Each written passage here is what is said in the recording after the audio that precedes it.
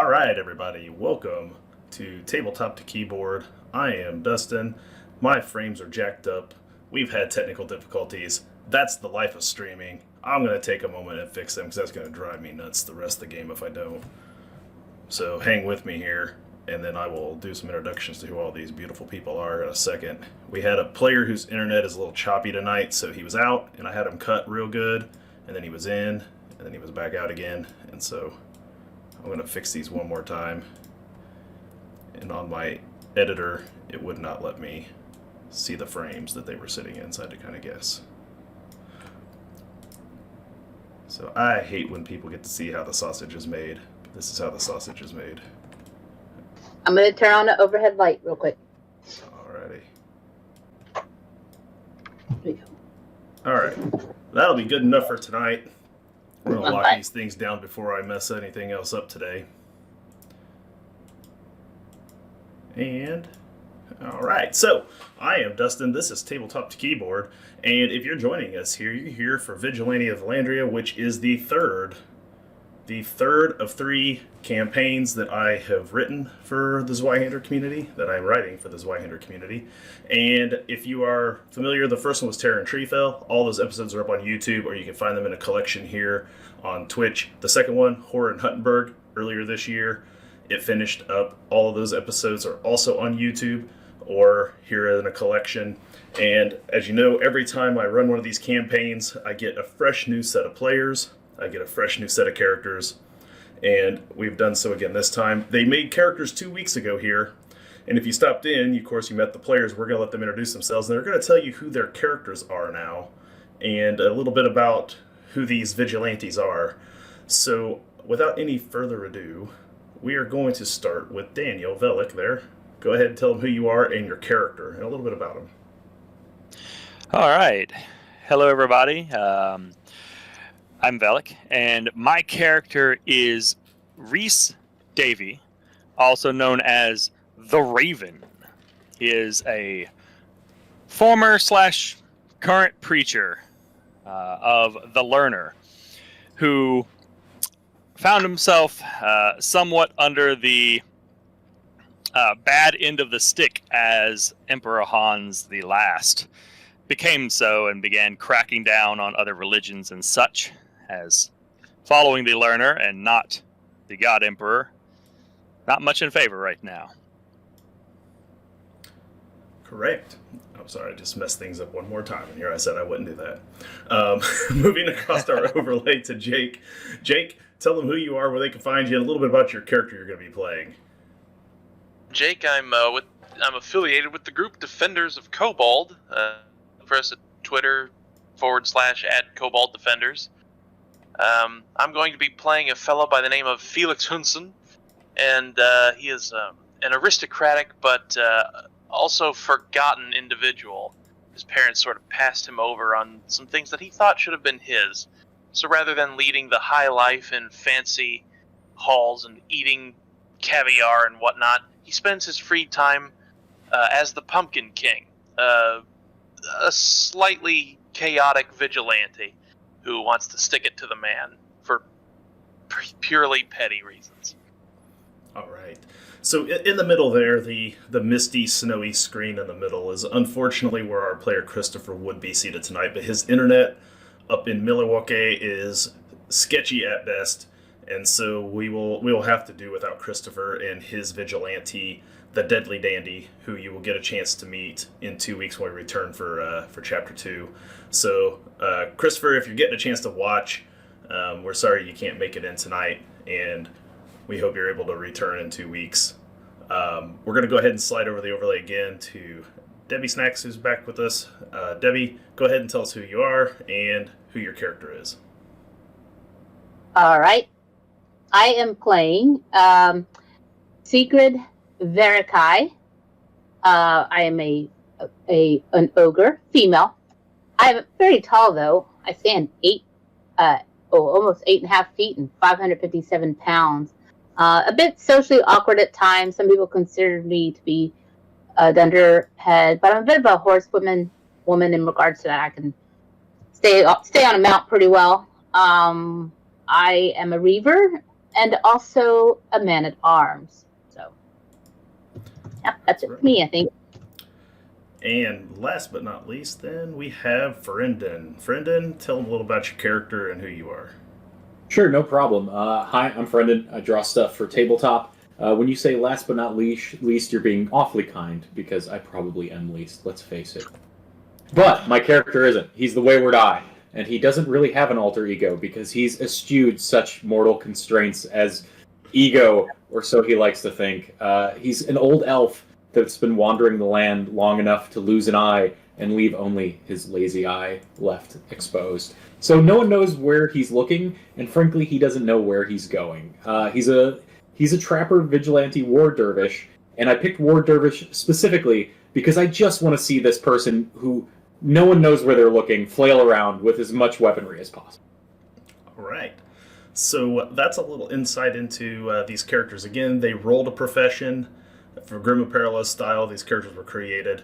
I gave them Vigilante as their intermediate profession, and then they got to pick their advanced profession, and that's the profession they're going to be playing through as we go through the game. So, a little backstory. We have, of course, 2 entire campaigns with a backstory.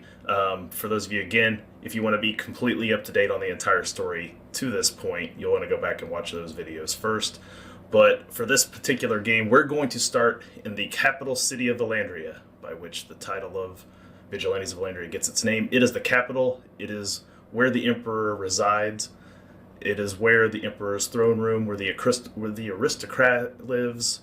And it is a city that 10 years after the events of Huttenberg, and that's kind of a sketchy timeline if you watch the end of Horror in Huttenberg, but about 10 years have passed since those events. Treefell was demolished by something that fell from the sky. There was a new substance called witchstone that was discovered. It was taken by Maester Bravo von Helfrich all the way into Huttenberg, where him and the other natural philosophers at the Huttenberg Academy of Natural Philosophy went through and created a myriad of different things that caused essentially a new revolution, a new renaissance for the Kingdom of Vallandria. It was during this time that the king, the Emperor Hans III, through a coronation ceremony, redubbed himself Emperor Hans the Last, claiming that as High Lector of the God Emperor that he had attained immortality. He now resides in his palace throne, and with the advancements in Witchstone, not only was there rumble bustlers now running through the streets and Hal Davidson motorcycles, jacked up on bottled lightning. There are zeppelins that now hover over the streets as well, filled with dragoons and golems, replicates of the Dwarven girl Jeannie, who was created as a golem as well. And they now police the streets. All the other religions. It started, of course, with the heretical religions. It started with those who secretly, cultishly would worship the princes, the demonic princes, things like that. Those were the ones that were ousted and routed out first. Then the emperor turned his sights on the other religions, the more acceptable ones. The custodian, whose augur Mercutio da Silva had become a bit of a nuisance in Huttenberg. They were rooted out. Then turned on the learner. His books were burned in the streets. All the heretical teachings, things the emperor did not want. Books were collected from everywhere. Some say he was in search of a single book. Went through looking for everything. Eventually, those who worshipped the learner were rounded up as best they could be. One by one, the Leviathan, the Martyr, each of these other religions eventually gave way to being pushed underground, almost like cults themselves. There was an uprising that came from the people who were starting to feel the oppression of Emperor Hans the Last. And it came in the form of a crime syndicate known as the Headband Crime Syndicate. Their leader, Ivan the Red, or Riddle the Red as he calls himself, he had a book perhaps the book that the Emperor had been seeking this entire time. And from it in the streets, he would read of prophecies that were very damning against the Emperor and very damning against the Church of the God Emperor. And because of it, people began to rally around the Headband gang and became this large crime network that now runs the streets of Vallandria, much against the Emperor's will. But there was one individual who began to show his face, not exactly his face, but a masked face. He began to show from the shadows, showing up to ruin both the crime syndicate and the Emperor's plans as they were battling in the streets to try to maintain control. And he became known as the Vigilante Tragedy. No one knows exactly where he came from, but he dons a mask that's painted somewhat like a clown, and could be seen from time to time flipping through the shadows, throwing daggers and throwing knives, taking down members of the Syndicate, taking down members of the Dragoons. And he waged for nearly a decade a one-man crusade against both.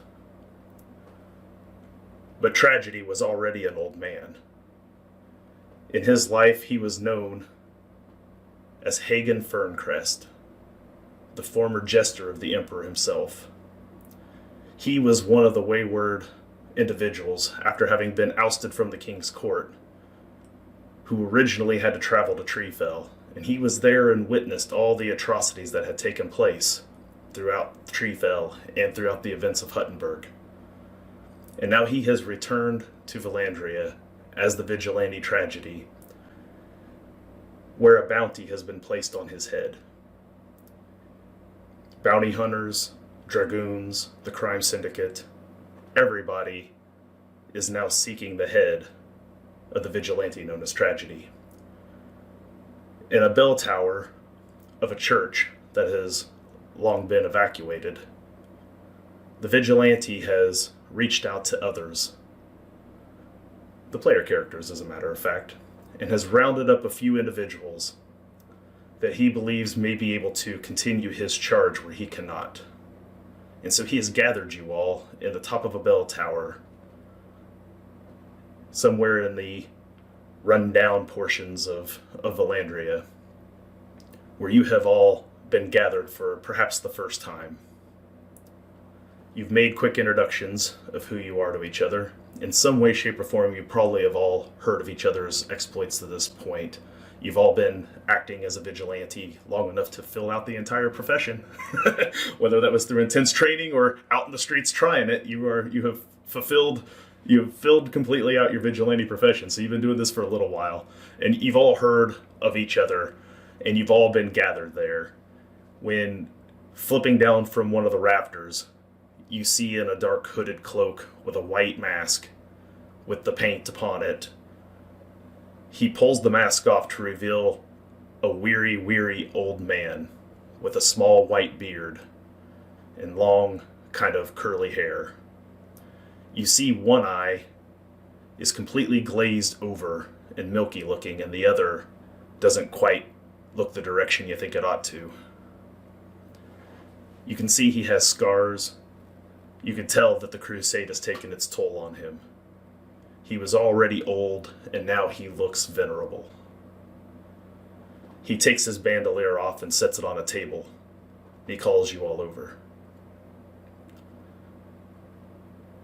Now, I suppose you all know why you've been brought here. There is an opportunity, and I cannot risk going myself. I've become a marked man. The Emperor wants my head, and he may soon have it. But the rest of you are still a mystery to him, and where I could not succeed alone, perhaps this time, a group of you will be able to do what I have not for 9 years.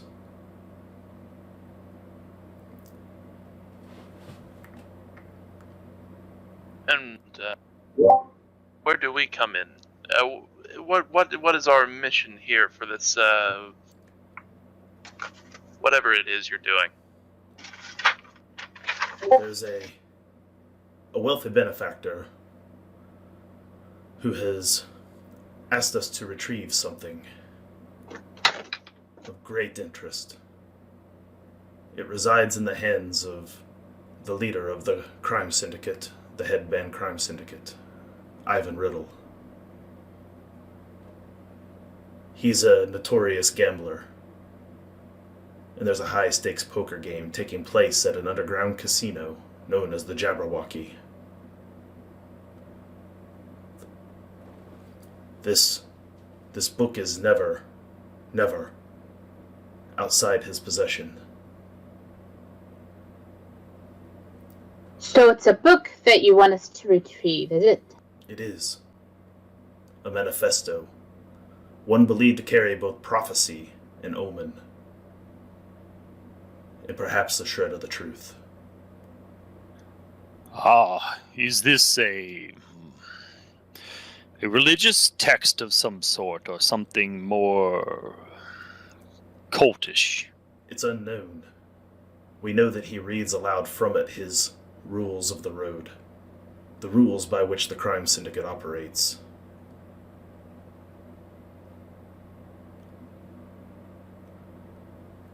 He's been invited to a high-stakes poker game, the Jabberwocky. He's guaranteed to be there. And you're sure the book is guaranteed to be on his person? It's never outside of his grasp.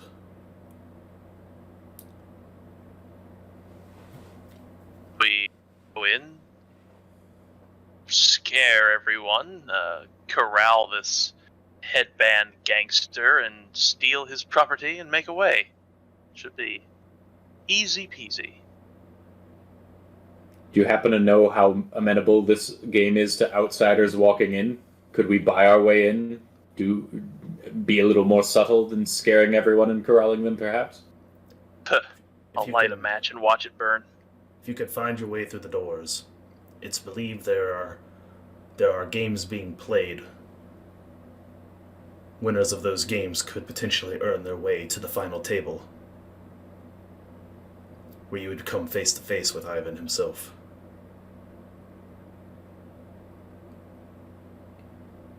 Do you know what sort of guards or security this place has? I assume they are substantial. I would rather not harm any more people than are necessary. This place is a den of some of the most dangerous people in all of Vallandria. It posts no real guards. There's a bouncer perhaps at the door, but short of that, everyone in there is believed to be armed and dangerous. It is not a place that the otherwise common folk would go. It's already an abomination under the Emperor's eye.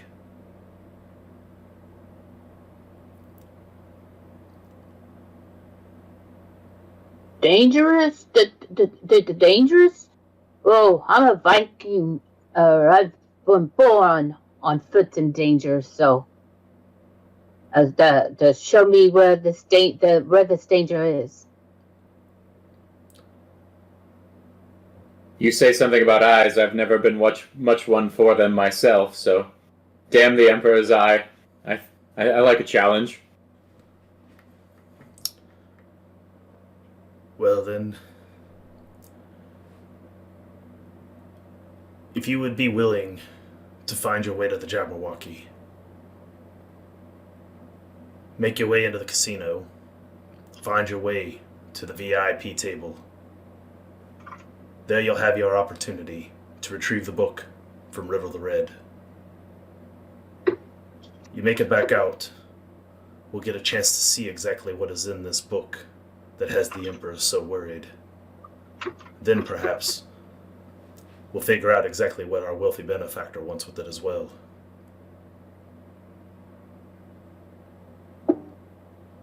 It's like an amusement that shouldn't be passed up on. Not one for gambling myself. Well, not with money, but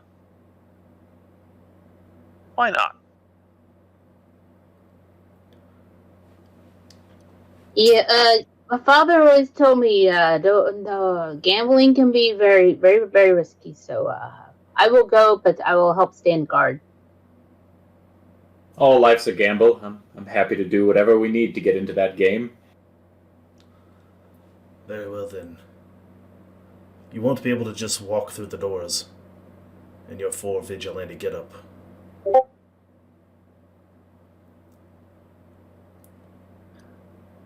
You'll have to decide which one of you wants to go in as yourselves and which ones would like to try to sneak in or find some other way in. I've supplied you a rumble bustler downstairs. It's already fueled with bottled lightning. They're relatively simple to pilot, as long as you're not attempting to push it to any high speed. I wouldn't mind sneaking, as I point to my lazy eye. They'll never see me coming. Reese steps forward a little bit, and he is first a dwarf, since I didn't mention that before, but a great bowling ball of a dwarf. It was currently leaning a bit on a heavy, stout walking stick. Not entirely sure exactly how necessary it is, but he is currently leaning upon it. He kind of walks forward a little bit. Oh, I'm not the most stealthy of individuals, but if we get into a scrap, without my gear, I will be of somewhat more limited use. But I'm not useless and without my charm, so I could go either way, depending on where we find me useful.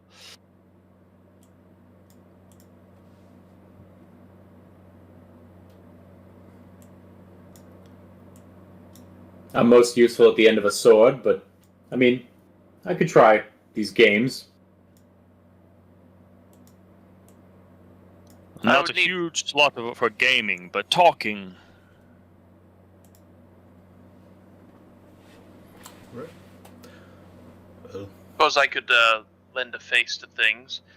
I'm known as being disreputable amongst my social circle, so I might as well capitalize on that reputation. I will go in. I will play the games. I will attempt to get in with this Riddle the Red, I believe he's called, and open him up to persuasion.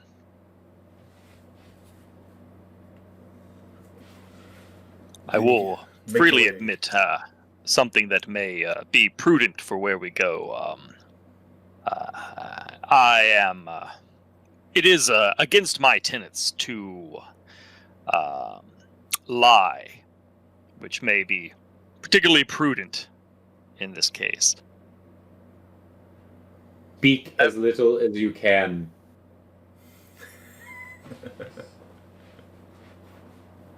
Oh, well, that depends. At least when we're there.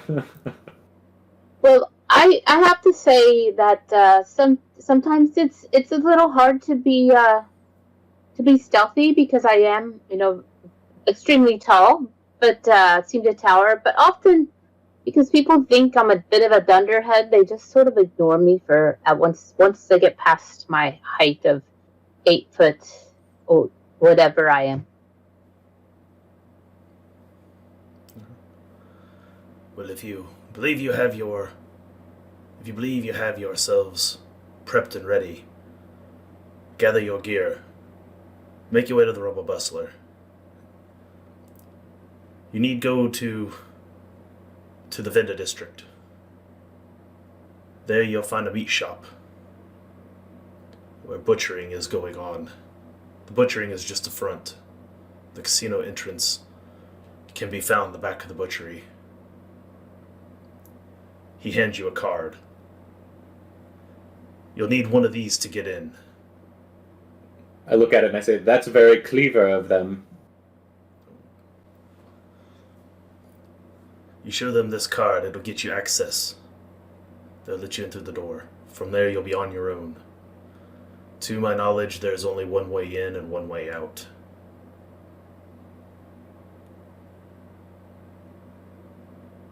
Well, most places have two ways out. One of them is also being dead. If you die there, I imagine they will just chop you up.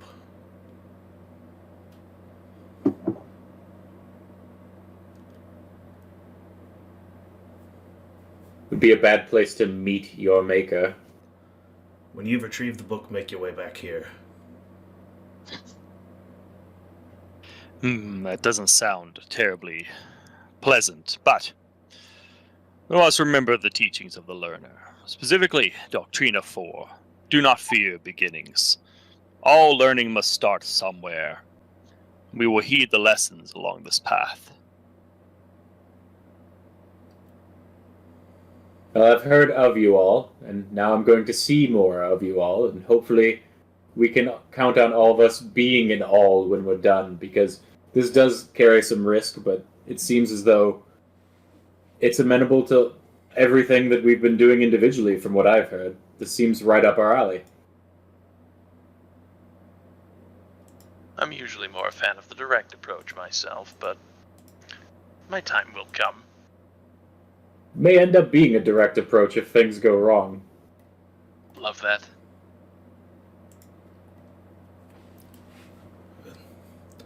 There's little time to waste then. You should make your way to the Jabberwocky. Good luck. I'll take the card and I'll head my way down to the bustler. Yep. You guys go downstairs and you find a rather souped up looking rumble bustler. It's got a series of levers. Something that kind of resembles a steering wheel. It looks kind of like a horseless carriage of sorts with a few pipes sticking out the back. Some nice straight pipes. Yeah, it got some straight pipes coming out the back of it. That's cool. Okay. Any of you by chance have pilot as a skill? I don't think so. If I remember No. correctly. I'm going to say canonically my dude definitely doesn't. He's a footpad wanderer, so he's just kind of looking at this thing skeptically. I would guess, if I had to venture a guess, I would say that, what is your character's name now, Snacks? Sigrid. I would guess that Sigrid, being the natural horseman of the group, might be the best to attempt a ride or pilot check to try to drive this thing. So you get to take it nice and easy. You're not under duress, so we're just gonna call this a pretty easy ride or pilot check. I'll let you substitute ride for the moment. Okay, right, that would be great. And so, standard difficulty? Easy. You can bump Oh, it to easy. Yep, bump to easy. Okay. For our first roll of the campaign.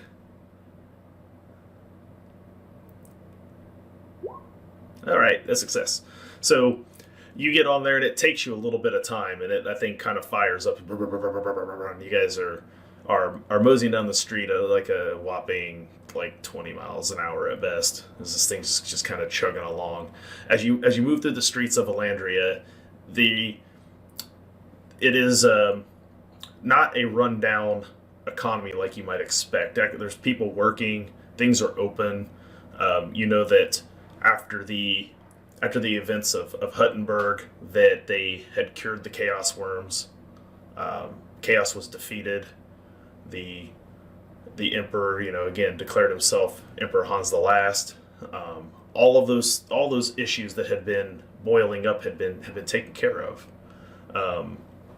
There was rumors of demons and everything else that was involved, and these things spread around. But at the end of the day, all those things had been mostly taken care of, and things had kind of gone back to a bit of a stretch of peace again. So this renaissance could take place, where as you move through the streets, there's witchstone powered lamps that light the streets now. It's no longer torches. Everything gets kind of a green hue from the light emitted from these lamps. Not exactly a bellfire green, but not maybe far from it. You move through the streets, there's machines on corners that literally will vend you know, water, some food. Sort of there's little vending machines. There's all this stuff, all these advancements that have come about since the events of Huttenberg that now are just commonplace. People walking with their clothes on. Some of them are carrying. Some of the richer ones are carrying special pistols that you see that have chambers on them that because of your guys' professions that would require witchstone in order to fire. Everything has come about. There's people on Hal Davidson motorcycles. They're just commonplace. They've come way down in value from the book price. You still see occasional people on horses and carriages as you roll through the streets, but otherwise it's a lot of almost neon-like signs, and it's got a very industrial feel to it. Overhead, as you drive around, occasionally you see the spotlights from a Zeppelin overhead searching down in the streets, and you know that you can tell, you can't see them as they go up overhead, but you can tell that it's definitely one of the Emperor's Zeppelins, and that it's definitely has at least one dragoon on it, and a team of golems as it flies up overhead looking for any signs of heresy. And these are just common everyday things that you see as you would travel around through this city. You eventually make your way to the meat market, where you see an old man standing there chopping meat, putting things. Another one's nearby who's wrapping and putting the meat into piles as looks like they're doing some butchery out there along the street.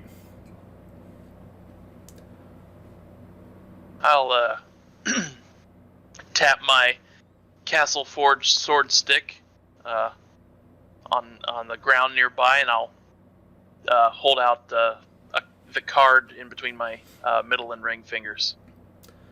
The old man puts down his cleaver and reaches forward and flips the card. He puts the card into a deck of cards and closes it up. And he motions to his left, where the other person who is wrapping the meats comes around the edge of the counter, and it looks like they're waiting for you to go that direction. I'll little salute with my cane, and I'll head that way. You head that way, they take you back through a dark hallway, and eventually you come to a set of double doors. There's a little slider on there where the slider comes open. You see a set of eyes on the other side peering through. Then it goes back. The person, you see the set of doors starts to open up, and as it opens, you walk your way into what can only be described as a casino. It's got green felt floor. You can see a series of large statues to your right, and as you come walking in, you're actually between two large golden lions, and there's an emblem on the floor that at first looks like some sort of heraldry, but you notice that on the shield of the heraldry is not any other normal type creature, but rather a sort of a silhouette of a Jabberwocky itself. You see a sign hangs up on the wall, and it's all done in bright neon. It says, "The Jabberwocky." There's a band playing on a stage there. There's a female singing, and a couple guys are behind her playing mandolins. They're playing some very soothing music. And you make your way into the casino itself. The rest of you out at the Rumble Bustler, I'm going to assume you're all in vigilante garb, hiding inside the Rumble Bustler itself. Perhaps Sigrid is perhaps not in vigilante gear, as you would be visible driving the coach. Yeah, it sounds like I would have switched out to my garb, which, as opposed to the warm vest and rather simple, comfortable clothes and sandals of before, would be heavy, dark brigandine, feathered headdress kind of thing with balaclava and whatnot, covering up most of his face except for some slitted goggles, and a heavy Morgenstern, taking up probably way too much room inside the vehicle. What time of day is this? Is it dark? It's night. It's night. It's night. like I said, you got the Zeppelins overhead are using spotlights to look down into the streets, so it's Correct. definitely night. Yeah. Just the typical heresy harassment brigade, I say as I start to put the blindfold that covers both of my eyes over my eyes. I've got one bad eye and one lazy eye, so I'm kind of like a Matt Murdock situation here is my garb. Ring mail, a bandage over my eyes, kind of a lo-fi look to me, just rough. Now, Secret is going to go ahead and secure the vehicle and kind of slip off of her everyday attire to her dark clothing and to become her alter ego Kidam.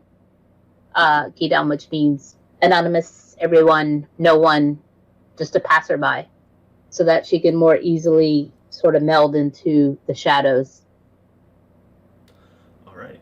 Now, Felix has made his way into the casino the easy way by handing a card out. He gets his stuff checked by the bouncer as he comes in. They don't take weapons from you. They just check what weapons you have. Again, everyone in this case, I'll have my sword stick. I'll have some fine clothing and fancy shoes, and I'll just have an empty rucksack tied to my belt. Okay, so you go on in with that set of gear, and you make your way. Like I said, the bouncers don't pay too much of mind to you. You don't appear much different than most of the other people here. You see several card tables set up. There's games going on. There's a dealer at each. Once you get into the casino, you notice that the largest. This is once you kind of have to go downstairs in that hallway before you get to the double doors. But once you go in, it's kind of a 2-story open room that you're in, and you can see a staircase on the far side that goes up to a balcony area. And you can see in the middle of this great room that you're in, this really large warehouse-style room, is a 15-foot tall carved onyx Jabberwocky statue that is the prominent thing in the middle of the room. And if you were to guess, you would say that this thing has been carved to be roughly life-size. If one were to exist, this is probably the size it would be. And there's tables set up around it. You can see there's people gambling, there's card games going on.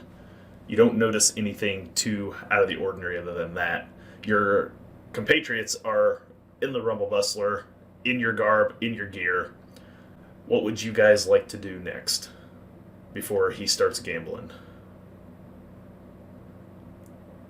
I would be inclined to march the perimeter as stealthily as I could, see if there's any means of ingress that into the back area that are not through the establishment itself. If anybody else is down with that. All right, so you're gonna use stealth. Mm-hmm. Go ahead and make a routine stealth check. Okay. Routine and stealth. Doo-doo-doo.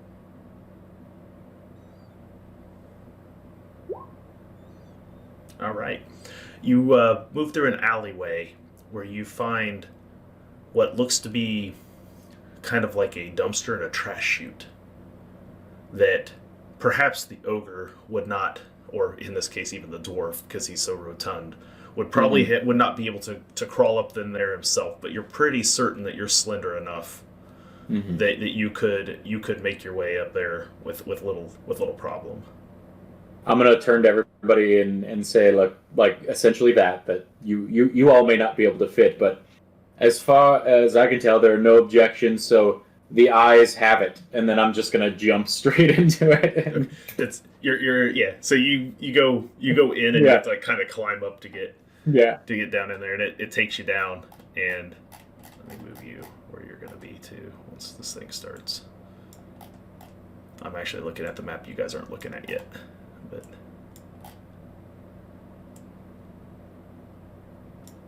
all right, so that's where he'll be here once I flip over. So you see the wayward eye finds his way into a thing in the alleyway after giving you guys a bit of a gesture. How would the other two of you like to try to make your way in, or do you want to stay outside and wait for trouble? The Raven will look over to Davy's character, whose name I can't remember at the moment Secret. yet. As the alter ego, yeah. Yes. Thank you, Gangress, for the sub. I look over. Yes. Well, this is problematic. Yes. I will have trouble fitting there. For Yes, you to yes, it attempt to is. go up as well, it will be a hard coordination check to make it in. The Raven believes he will try. He is going to attempt to squeeze his corpulent body up there. All right, it's a hard coordination check. We'll see if you can make your way in there or not.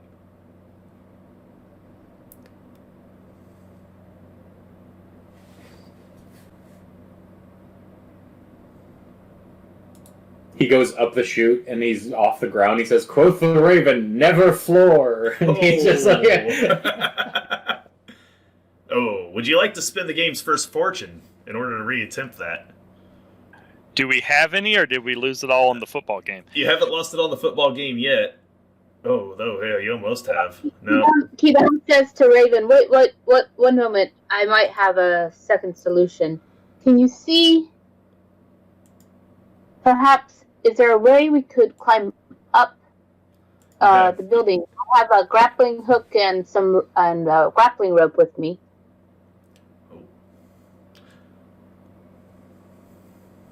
I will not burn the point for this. Okay. You guys, for those of you who are joining us tonight who are unaware, there's currently side bets going on with today's fortune pool. So as you can see on the overlay, the pals there are the misfortune, and the white punch little blast things are the fortune, and I'm currently sitting on 4 misfortune to their 2 fortune. You in the chat can still pay 100 bits to flip them either direction to help them or hurt the players, but they've all chosen the Chiefs as a collective as their team, and so every time the Chiefs score a touchdown, one of them will flip to fortune, and every time Tampa Bay scores a touchdown, it's going to flip to misfortune, and Tampa Bay has scored 4 touchdowns so far, and I don't believe the Chiefs have done anything but field goals. So at this point, they are down 4 fortune to me already before things even got started today. So I didn't take that bet because this is the group bet. This is not the fate. This is not the fate point bet. The fate point bet. At this point, the only people who didn't opt out was Jake and Friendon. So they're currently. Secret is a dunderhead and has a stutter thing because of the extra fate points. So that I was like, yeah, I'm going to keep that. So at this point, yeah, they're down a few fortune to me. So you're not going to spin this one. So that'll move us. No. So you're gonna be wedged in there. This is gonna be a fail forward test. So what I'm gonna do is I'm gonna let you pop out the other end, so you're not stuck in this thing the whole time. But I am gonna apply some peril to you for your failure. So I've been a big guy most of my life, and any big guy who's ever been stuck in a small spot understands the fear that takes place. Oh, look at that! I botched. Only 3. That's not even gonna be enough to give you a rank of peril. That's sad. But so. You come popping out the other end. You're covered in soot and disgusting stuff that the Wayward Eye was mostly able to avoid because he's so slender. But you being bigger, you were like a pipe cleaner going through there, and anything that was all that nasty stuff is somewhat coating your rather nice vigilante garb. As you guys come popping out into the kitchen. This leaves us with Sigrid. Sigrid, are you going to use your grappling hook and head to the roof? Yes. All right. So you have a grappling hook and a rope, so this is just a mere standard athletics check for you to grapple up the side to the roof.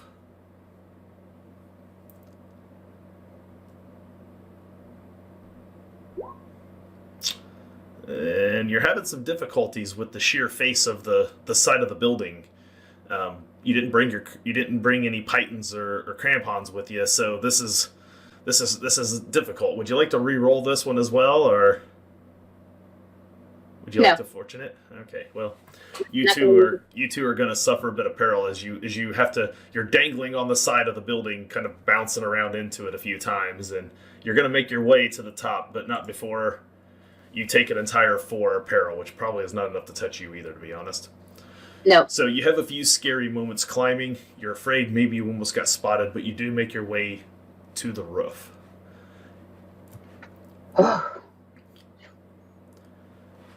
The roof is flat. It's got a couple of small drains that run along the side. It's almost like guttering, where there's kind of vented drains, and they'll let the water that would collect on the flat roof eventually find its way off and shed to the side down to the alleys.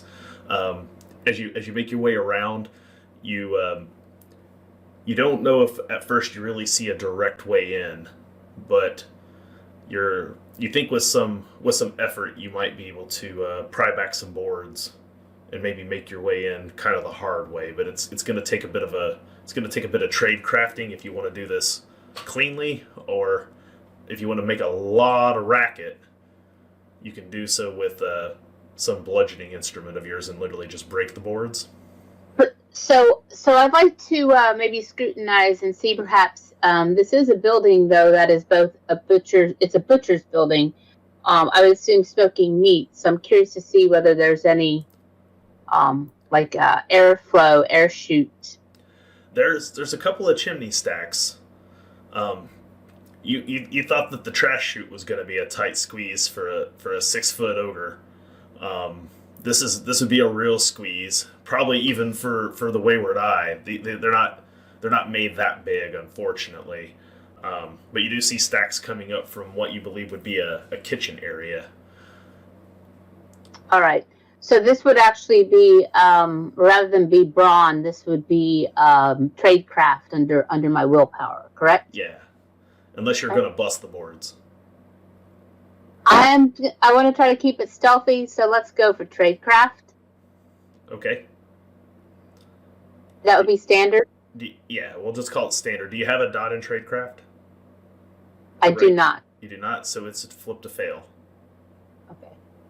Would you like to explain to the audience the flip to fail? If there are certain skills that are considered trained only, and if you attempt a skill that's trained only and you don't have a skill rank in it, when you roll, you have to look at your result in both directions, and it has to be under your target in both directions. So, meaning the number. Yeah. Yeah. So go ahead and make the roll, and people in the chat will be able to see it when it pops up in the roll box. So we'll be able to explain it once you make your roll. Ooh. Oh, she did it. She did it. So even though she's flipped a fail, as you can see here, she rolled a 31. Her target's a 44, and so 13 and 31 are both under 44. So you get some boards pried up.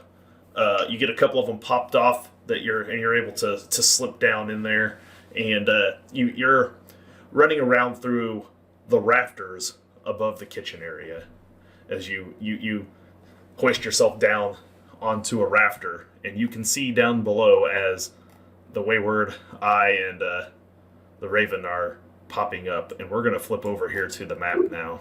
I'm gonna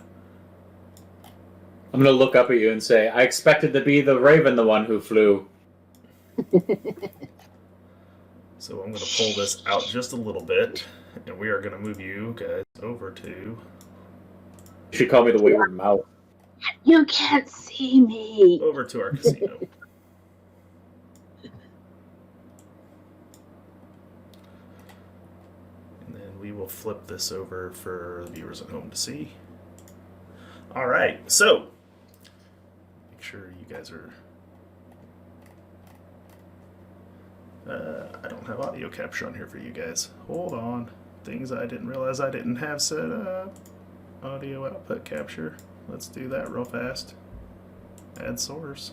There, now I think they can hear you. Talk for a second here, guys. I want to see it pop up. Hello! Yeah, there you are. Hey. Testing they 1, can 2. hear you. Ooh, hello. All right. So things I forgot to put on that screen. So anyway, here we are here at the casino at the Jabberwocky, where down here at the bottom corner, you can almost see them all. Down here is Felix, where he has entered. He has made his way up here into the casino. He is looking around at everything here in the Great Room. The kitchen area here, we have Sigrid, who is in the rafter at the moment, and the other two have come out of this dumpster pipe right here, and they have made their way into the kitchen, where kitchen staff is busy preparing food and has not turned around to notice any of them yet. We are going to initiatives. Will you make sure you're displaying that layer to us as well? Say what? Or am I in the wrong spot? Oh, never mind. I guess I'm in the wrong place. Okay, I was gonna say you should see it. I moved everything over to this map. A big table. Okay. Yep, you guys are up in there. So, the first thing we do in every game session as Zweihander is we roll initiative, whether we need it or not. And this initiative table is going to be an interesting one to try to keep updated because somebody is a war dervish, and every time he does something, he moves an initiative. So this ought to be fun to track.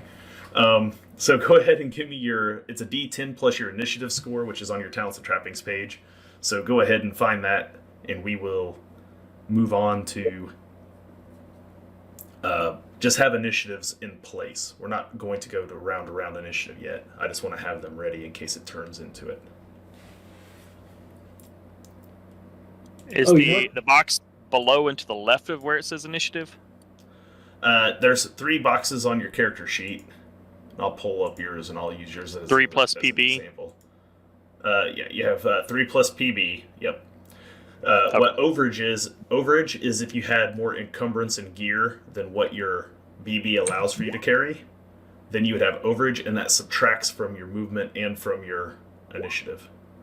But we're not going to worry about that tonight.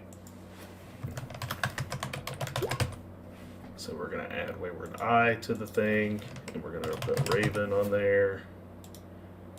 And what is Quidem? And then, of course, the Pumpkin King.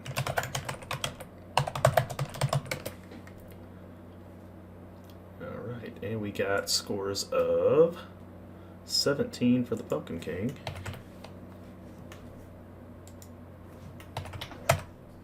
Yeah, I apologize in advance for all the initiative tomfoolery that this class It's okay. I was already thinking today about how I'm going to do it. I'm like, I'm going to have to move him every time he parries, dodges, or hits something. I have to move him up the ladder. And when he gets to the top, then I have to move him back to the bottom. Yep. Keep moving him again. Like, it's going to be insanity, but it'll be all right. We'll figure it out. 13 Sounds good. For Quidem. Which will be interesting how that interplays with things like shield wall and right.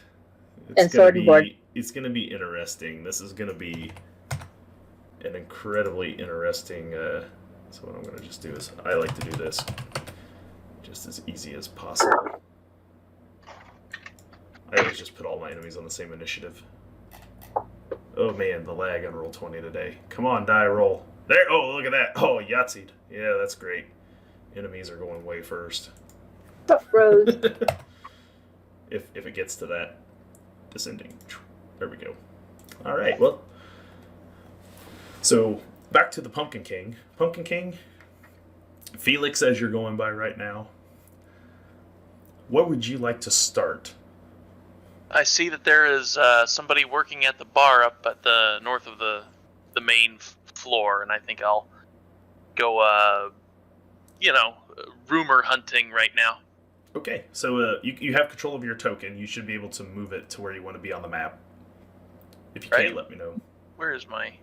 You're down there near the Oh, no, I'm looking for my movement. Oh. Don't worry about round by round movement yet. We're not in initiative movements, so you're free to move wherever you want to be. All right, in that case, I'll just move up to the bar there. Yeah. All right, so you make your way up there to the bar, and there's a server there, and you see she's got a window there behind her, which has a small tray area where food can be brought up there and placed. And they got menus out. There's drinks, a full stock bar. And this pretty little gal standing there behind is cleaning glasses and everything else. And she kind of looks your direction. She's like, "What can I do for you?" First, I was wondering if you had a spare book of matches by any chance. And secondly, I was wondering where I might be able to go to the high stakes area. Well, the VIP lounge is by invitation only. Do you have an invitation to the VIP lounge? Yes. Well, in that case, The stairway right over there will take you up to the VIP lounge. Thank you. Thank you very kindly. I'm afraid, however, we don't have matches. Thank you just the same. We do, however, have these fine Witchstone Essence vaping pods if you would like one. And there is a hookah that you can rent from behind the bar for a few brass pennies more. Stick with what I have. Thank you very kindly. And I'll begin making my way over to the VIP section. All right. You begin to make your way over there towards the stairs. Those of you who have entered down through the kitchen, the work staff is got their backs to you. So this gives you an opportunity to decide where you would like to try to move to next. You can see the metal flapping service doors right here that would allow them to come out into the casino grand hall area if they so desired. The rest, another set of doors you see here in the back that are somewhat opened, would lead towards the back of the building. At this point, you have a table there in front of you you can attempt to use for cover. You can attempt to hide in the rafters, where Sigrid is currently lounging. What would the two of you, mainly Wayward Eye and Raven, you guys are at risk of being seen pretty immediately if you don't make some sort of stealth or other sort of check. I think Brendan's muted. Go ahead, Velic. I was just say he's going to promptly advance, try to grab some food off the table, and then hide behind it. Okay, so you snag like a turkey leg, and you can make yourself a very routine stealth check. Yeah. To hide behind. Sorry, what was that? A routine stealth check to hide behind a table after snagging a turkey leg. I'm not even gonna make you roll the skullduggery for that. That's just too good. I picture me using his girth as he goes for the leg as my cover. You just see the skinny elf like behind him. If they see him, they won't see me.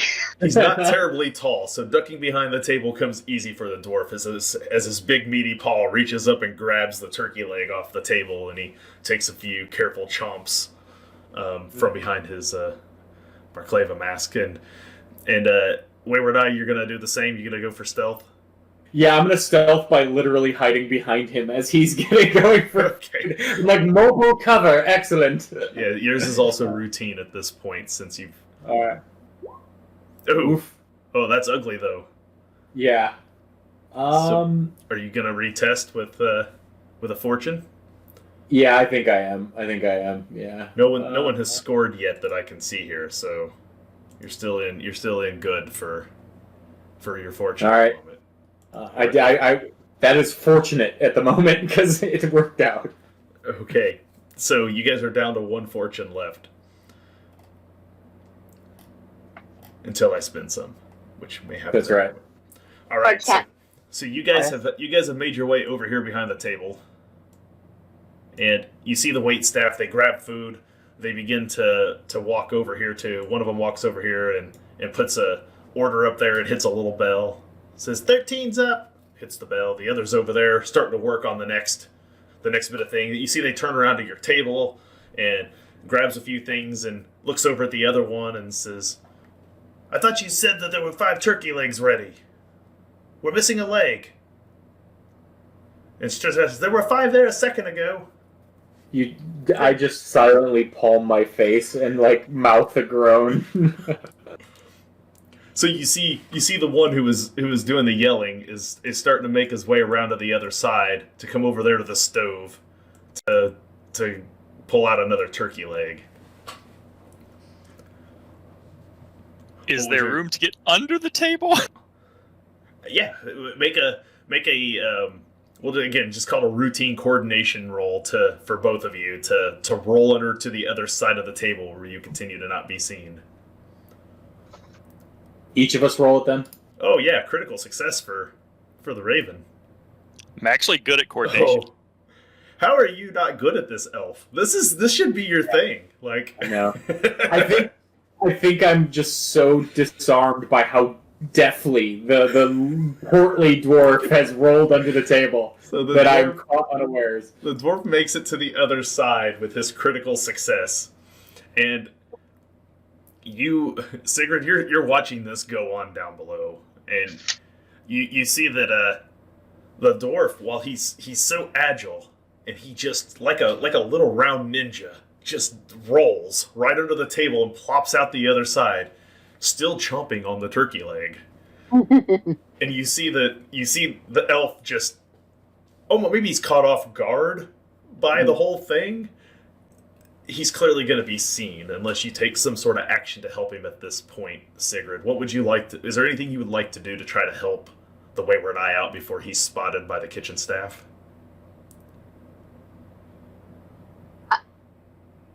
How tall is the how high up in the rafters am I? The rafters are like 9 to 10 foot above the floor. You could grab them if you were on the ground, probably being 8 foot something tall. Like these are built for human sized people. They don't think about ogres when they build places like this. Well, I'm wondering if I can use my grappling hook and rope to like try to snag him and pull him up into the rafters real quick. I'll allow it. Give me just a simple ranged attack roll at standard. Simple range attack roll at standard. Yeah. You can just use the simple range skill if you want. Okay. Simple ranged at standard. Yep. Okay. You did it.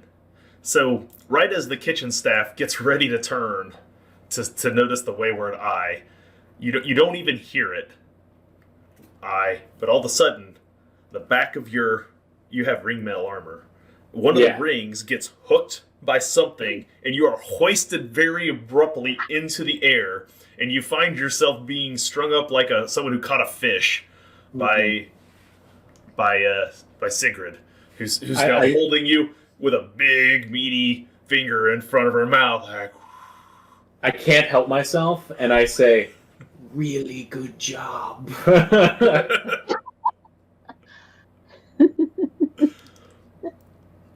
So the kitchen staff goes over, pulls open the stove, grabs an additional turkey leg out, walks over and sets it where the one used to be, and gets ready to go back over to the other side. Meanwhile, Felix, you are walking your way through this casino. There are people gambling in every fashion. There are machines along the walls with big levers on them, and occasionally you see someone walk over, pop in a silver shilling down there on the silver ones, or a gold crown over there on the golden colored ones along the wall, pull the lever, and then walk away disappointed.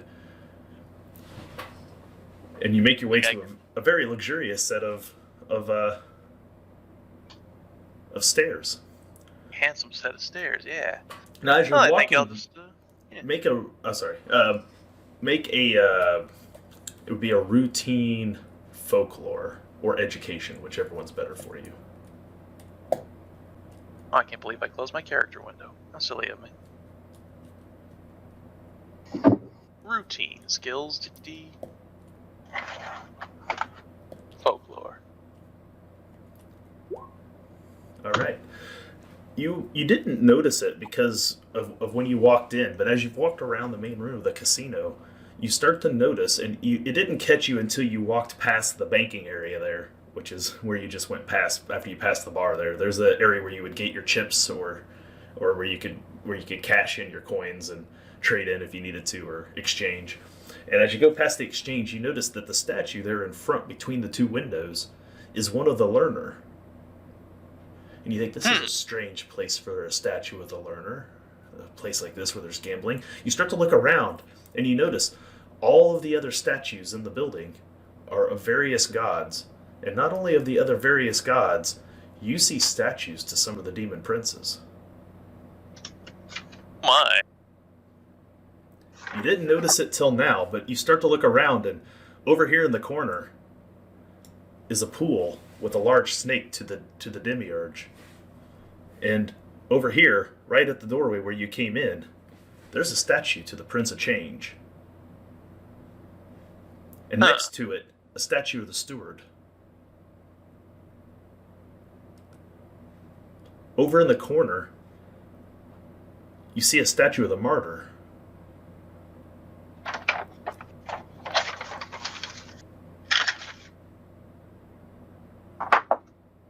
Blazes, is this place even?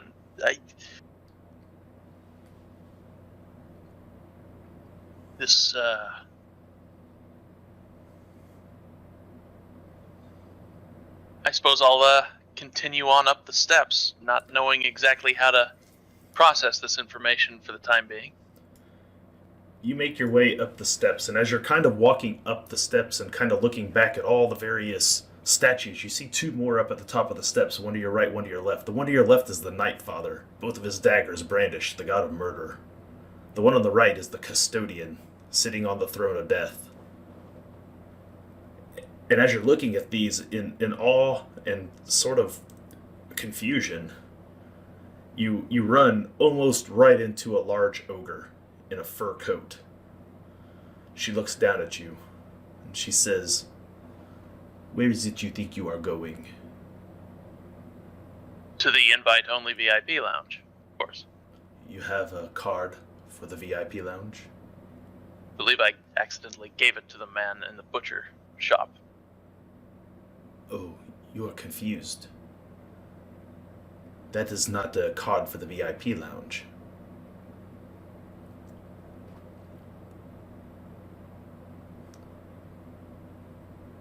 I'll slowly back down the stairs. So you start going back down the stairs. She's standing there with her arms crossed. Around the corner of the stairs here. I'll just try to think of a decent way of getting past the ogre. All right, you make your way back down. You see, like I said, there's 4 different tables with dealers that are dealing out cards.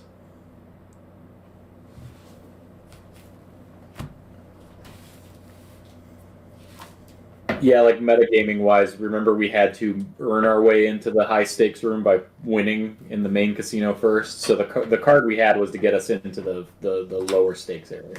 My hope was to find a way to sneak past anyway. Oh, gotcha. Yeah, that's fair. I just didn't know if The guy at the nearest roulette table, when you come down, he kind of turns and says, "Oh, no luck getting into the VIP room. Perhaps your luck will be better here at the table. You got a few chips you want to play?" This, not at your table, no.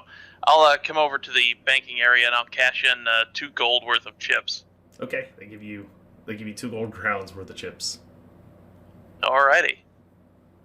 And I'll start making my way down to the this card table, the first card table below me, to this empty seat over here. Yeah, all right, you find your way there to the empty seat, and the others give you the eye as you meander your way over there, and you place down your chips. Meanwhile, in the kitchen, Sigrid has hoisted the wayward eye up into the rafters, where he's grabbed on and has taken himself a perch. The Raven has rolled between tables, and because of his critical success, as the kitchen staff moves around, he continues to roll from one table to the next.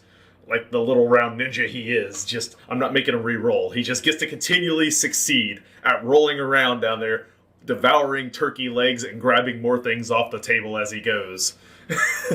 Staying completely hidden with his critical success. So I'm gonna whisper in the rafters, "He's my hero. This is amazing." Who knew this was his specialty? So as the kitchen staff continues to work around, you are all currently concealed. Where would you like to try to go to next? We've got 2 doors here. Is there any appreciable sound difference from either of them? Like one sound quieter or louder than the other? Both sets, when you see kitchen staff go out of the doors, nobody has gone out the back doors yet. Everyone seems to go through the front. Whenever somebody does leave for something, you see there's you see that they kind of go through, and it's like the standard big metal like service doors with like the 2 round windows that you would see like even in a grocery store where they always come back out of the storeroom and they flap back and forth as they go through. So that's kind of what you're seeing there. The 2 in the back are similar. They just nobody's going through them at the moment. You could perhaps ascertain that there's maybe some storage room back there, or maybe something. You're not sure at this point exactly. You guys can see on the map what's back there, but Right. at this point you're not exactly sure what's back that way because nobody's gone through there yet. All right. Well, I figure I gotta get out of here. I can't keep rolling around under tables forever, so I'm gonna look for an opportunity to go through the unused door. Okay, so again, just rolling off of your critical success, we're gonna make this an easy stealth to go ahead and make your way from that table over there to those double doors and slip through without being noticed. And again, changing this difficulty. Oh, easy was not enough of a shift apparently to help you. Would you like to use the last of the fortune before Tom Brady takes it from you anyway? I guess at this point, might as well. He has We've not earned taken it enough from to you keep yet. quiet, You're, so. you're in luck. He hasn't taken it from you yet. So, all right. So I just re-roll. Yes. 75%. You think you'd be all right? Oh, critical fail. All right. Well, we're gonna get to finally use those initiatives. So he's done such a fantastic job. Because you critically failed, you do gain some peril out of the deal. 2d10 plus 2, 17 incoming peril. Oof. So on the first page Now- of your skills and attributes, you will see a series of boxes. The first one is a large box, and then there's 3 boxes behind it. And that will tell us what your apparel threshold is. And I will pull your sheet up so that the people at home can see what we're looking at. So right here, he has 11, 17, 23, 29. You are currently unhindered, so I just marked your box red, because you can see me moving your sheet around, I'm sure. With that incoming amount of peril at 15, it passes the big box, so it does 1 level of peril to you. It is not enough to pass the second box at 17, so you take 1 level of peril. So that moves you to imperiled. So you can click on the red imperiled box right underneath it on the peril condition track. Imperiled is the first. Is this physical or mental peril? This is mental peril. Do you have Because something I that have protects you? I have a talent that reduces all incoming mental peril by 1 level. Then you're good. You don't take any peril from it. So yes, you have a trait. The impervious mind. Impervious mind that wards your mind from peril. So you have to do a lot of peril to you to get you to go down that track. So you, It's that you turkey stay leg. unhindered. It's just stimulating. That does not, however, protect you from the fact that when you roll over and you hit those doors, they make the loudest, unused, screeching, creaking sound, and the kitchen staff immediately turns your direction. Seeing this, I mean, kind of slip through, but I just bowl into them. this pompous dwarf with both doors pushed open and just the loudest creak noise you've ever heard your whole life. And a chicken leg in his mouth, a turkey leg in his mouth. As he does that. He's devoured that thing already. I have a Okay, feeling the Raven fair. does not take long to down a. He almost cartoonish just licks the meat right off of it and was and it's gone. Like Looney it's- Tunes. Yeah, just Looney Tunes that thing away. So we will go to initiatives on our initiative tracker. The enemies get to go first. This one, right here, this lady, she yells through the front. We had intruders! And this one over here, upon seeing, you're here at the doors. Upon seeing you at the doors, backs away, goes over to the stove, and arms herself with a knife. You hear her say, "To head for the VIP lounge."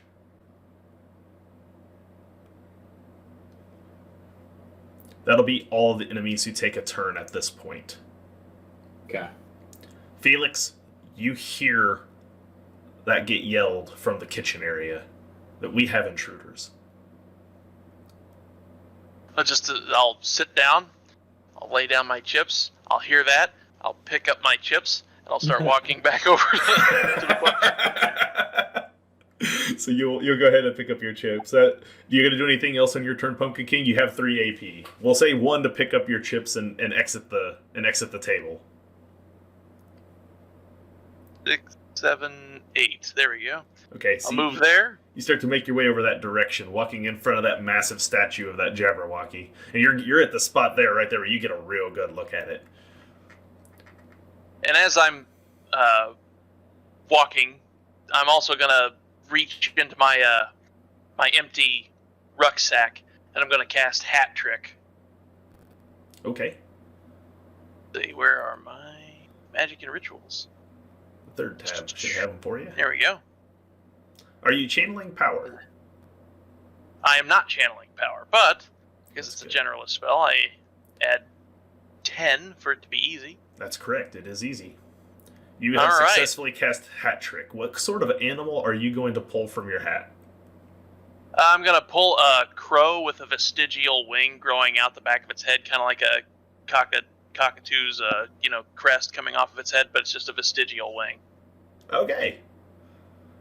So you got you pull out this bird and you've got it in your hand. It's kind of flapping around a little bit. Yep. And That'll be my turn. That's your turn.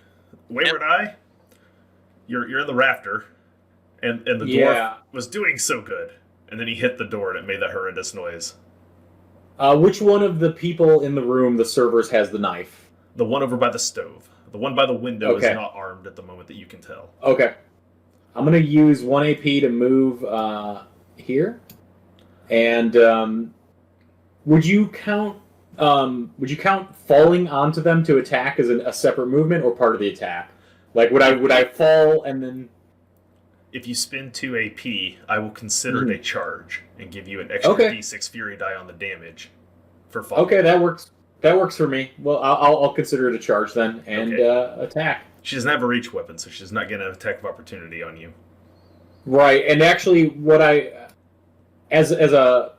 like to try it. Well, I kind of want to do a takedown because I feel bad, like or disarm. Okay, so it's athletics. Since you charge, a takedown becomes athletics instead of coordination. Okay. Oof, that's worse for me. You know what? I'm gonna attack her then. she's getting hit in the face with a rapier. I'm a practical man. What can I say? Okay, so you go straight for the for the attack.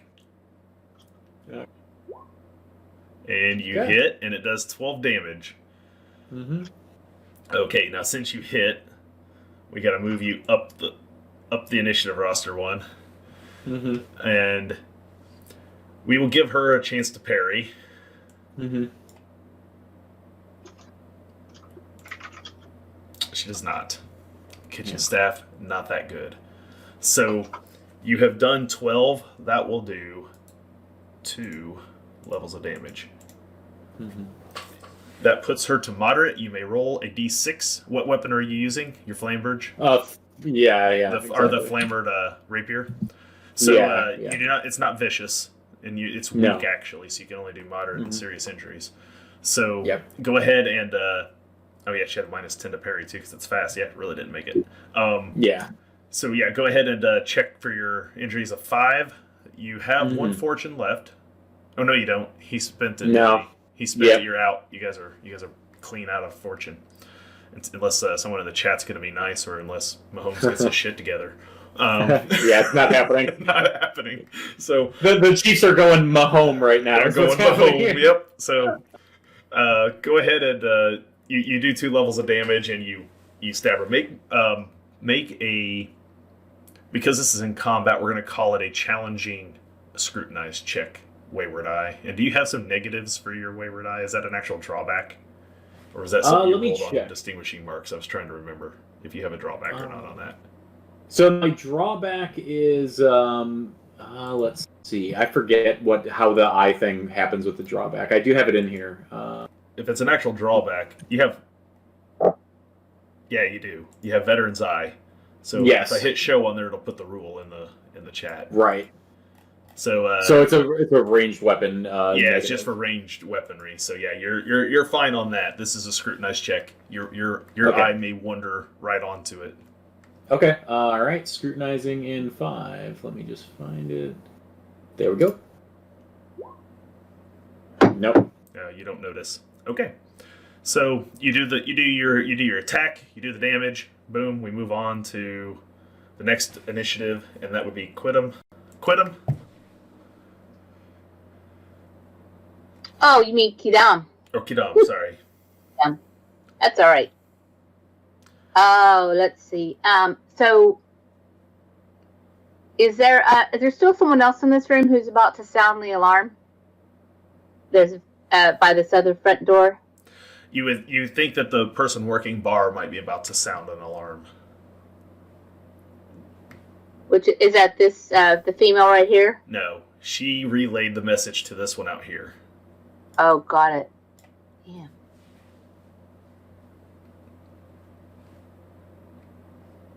I am going to attempt.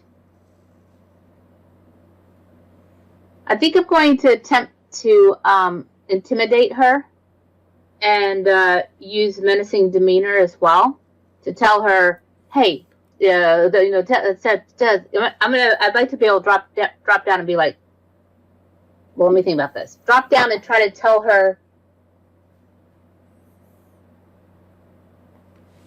I'm trying to decide whether to intimidate directly or whether I should whisper from the rafters. But then again, now that the wandering eye's already down there, obviously they know there are truly intruders, right? Yeah, they know there's at least 2 now. All right. Son of a cracker. Yeah, I'm going to drop down and try to intimidate her. Okay. So 1 AP to move down. Okay. And then 1 AP to attempt the intimidate skill. And that will be at standard at this point.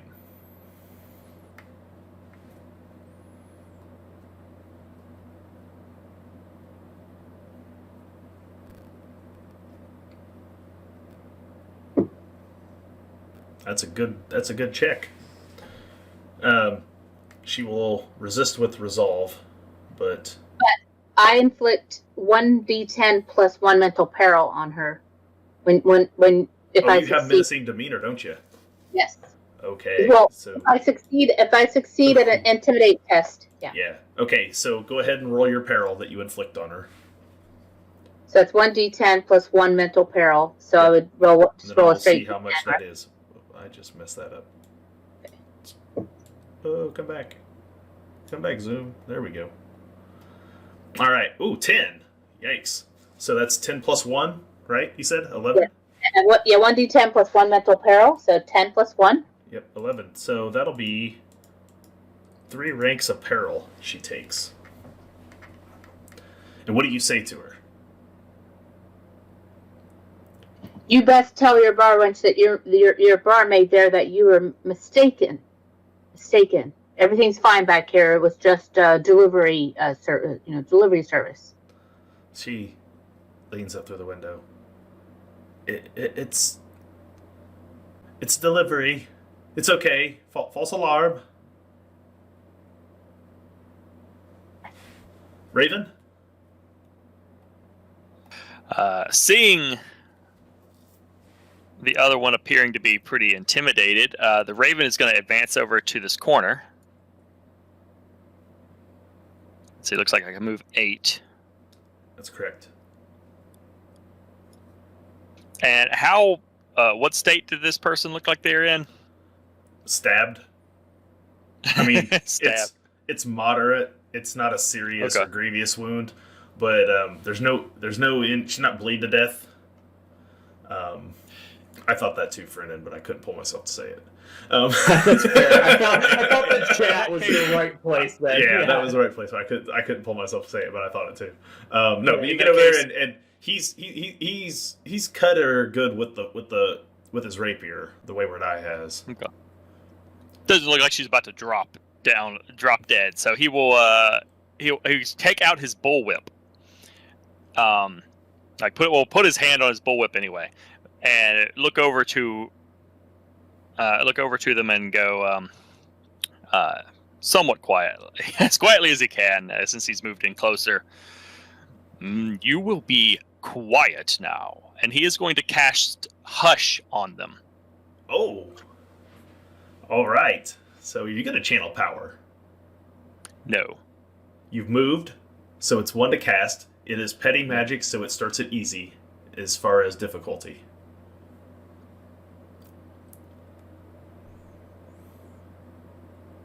That's critical success. Oh, you're lucky. It's a critical success. I thought it was a fail for a second. Okay, so I was about to be so upset. I know. They are unable to resist. So they do, because of a critical success, they do not get to resist. So you cast Hush, and it says they immediately silence one foe and render them unable to verbally communicate whatsoever.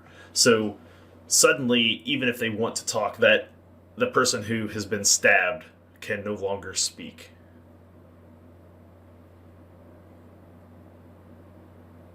And that will bring us to the top of the order. And we will do... making a check for something. Okay, so far, everybody out there in the casino where it's loud seems to be none the wiser as to what's going on back there, thanks to some quick intimidation work and a spell by the Raven. So currently, they are not doing anything else. So, Wayward Eye, we are to you, because you have skipped over Pumpkin King at initiative. That is your turn. First time I've played this profession, it's so interesting. So, seeing that they're hushed and that one has been successfully intimidated, I'm going to try to duplicate that intimidation on this one. Like, best to be like your friend and keep silent in more ways than my friend has silenced you as well. And, like, point to the corner, like, just get over there. I don't want to kill them if I don't have to. Okay. So, go ahead and you're intimidating the other one over here? Yeah. Okay. So go ahead and roll your intimidation. It is standard at this point. Oof. Oh, that's no good. You're out of fortune. Yep. So you say it, and she just looks really frightened at everybody at the moment. She is going to back away a little bit, but that's all the more of an action she's going to take here at the moment. Okay. Do you have any other actions you'd like to take? That's 1 AP. Yeah, that's 1 AP. I'm gonna attempt to. Would you? She's not defenseless because she still has her weapon. I'm gonna try to disarm her. Okay. I'm gonna try to disarm her. Go for it. All right. And what is that for disarming? And it's coordination, right? Yeah. There's a handout for that as well here for combat actions, and I believe disarm says, it's coordination, and they resist coordination. That is successful. Right. Oh, you use your flamberge and fling with a flick of the wrist, and your weapon is intended for this already. I mean, it's already better at this than most weapons. And you just with a flick of your wrist, the knife comes out of the hand and sticks into the rafter above. Mm-hmm. With a doing as it implants up there into the rafter, and she just kind of holds her hands up. She can't say anything, so. Yeah, exactly. Nod if you agree. And since you successfully made an attack, up you go into the top of the initiative order. So that brings us to the Pumpkin King. Pumpkin King? Let's see. 1, 2, 3, 4, 5, 6, 7. Okay, I'm gonna make myself down to the bar in front of or I guess now behind the server, and kind of look back there to sort of assess the situation. You can see from your vantage point, you can see Kedam standing there. And you see a couple very nervous-looking servers. One of which is turned around to look at you, sweat pouring from her brow. And she says, would you like another drink? Be making my exit now, ma'am? So soon? Over her shoulder. Yes. Okay. And you spent 1 AP to come over here. What are you going to do with your other 2 AP? Let's see here. What the... Gosh, I just had it open. Actions and combat, special actions. Really anything I want to see here? I guess I'll try to, fellowship bonus.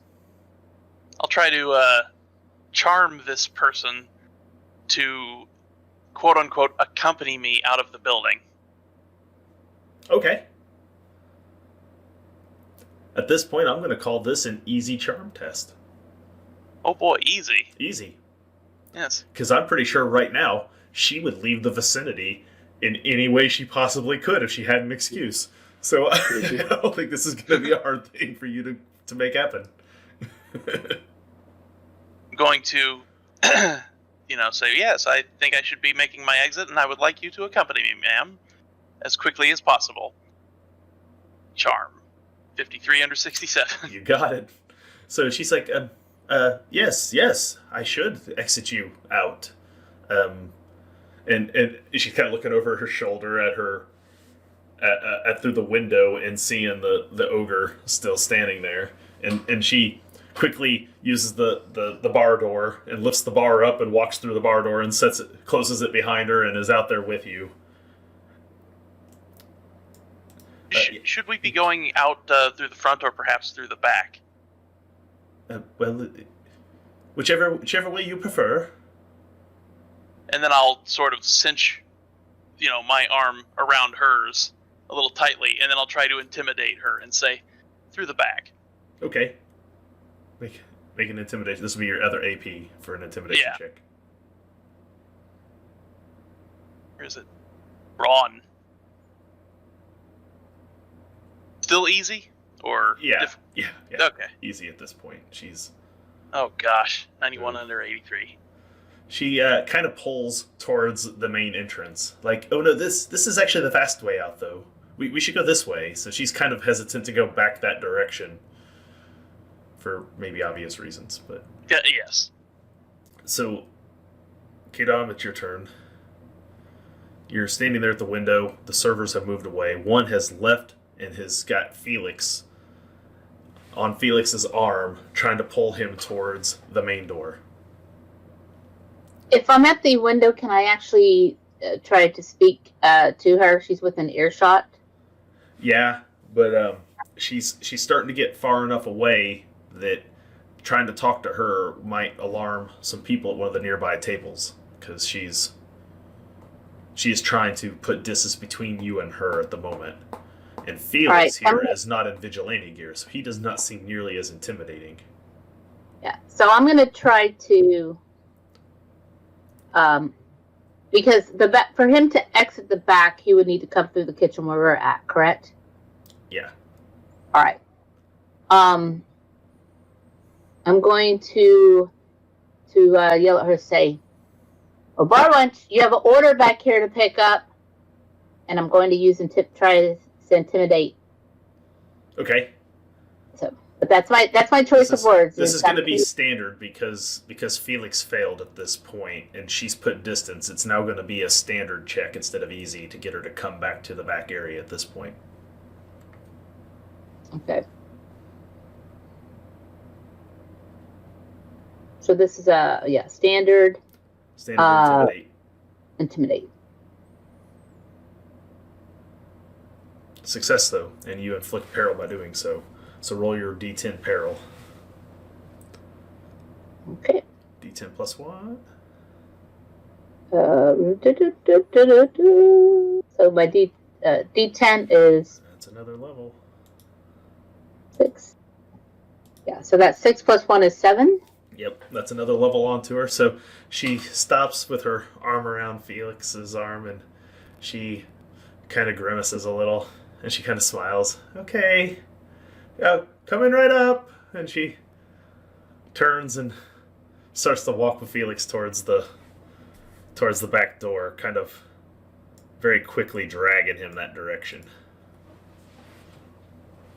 You have any other actions with your other 2 AP, Kidam?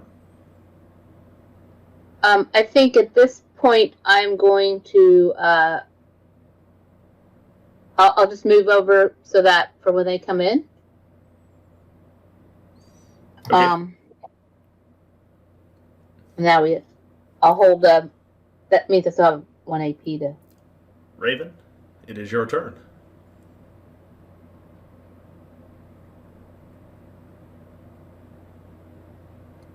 Is there anything in here that, like, is there any rope or anything in here that one could tie someone with? Do you have rope in your trappings? No, I don't think so. That's why I asked if there's anything in the room. No. I There's not links of rope laying around, but I mean, you do know that Kidam keeps some on her. Yeah, I keep rope on me. He's then, in that case, going to say to her, "This does not have to get any messier for you. We wish only to pass through peacefully with regard to those in this room, anyway. Back up, sit down, and be quiet." So you're talking to the one that's right there in front of you that you silenced? Yeah. Okay. So she does. She backs up. She sits down. Puts both hands up. In that case, he doesn't have anything to tie her with, so he is instead going to back over here to the door that he slammed open. Okay, this will be your first AP. I won't make talking. Okay. Giving her simple commands, I'm not going to make an action. In that case, he's gonna try and ease through to peer into this hallway to see if there's anybody in here or coming down this way. It is darker than the kitchen area itself, but as you peer through there, you see a staircase leads up to a set of doors.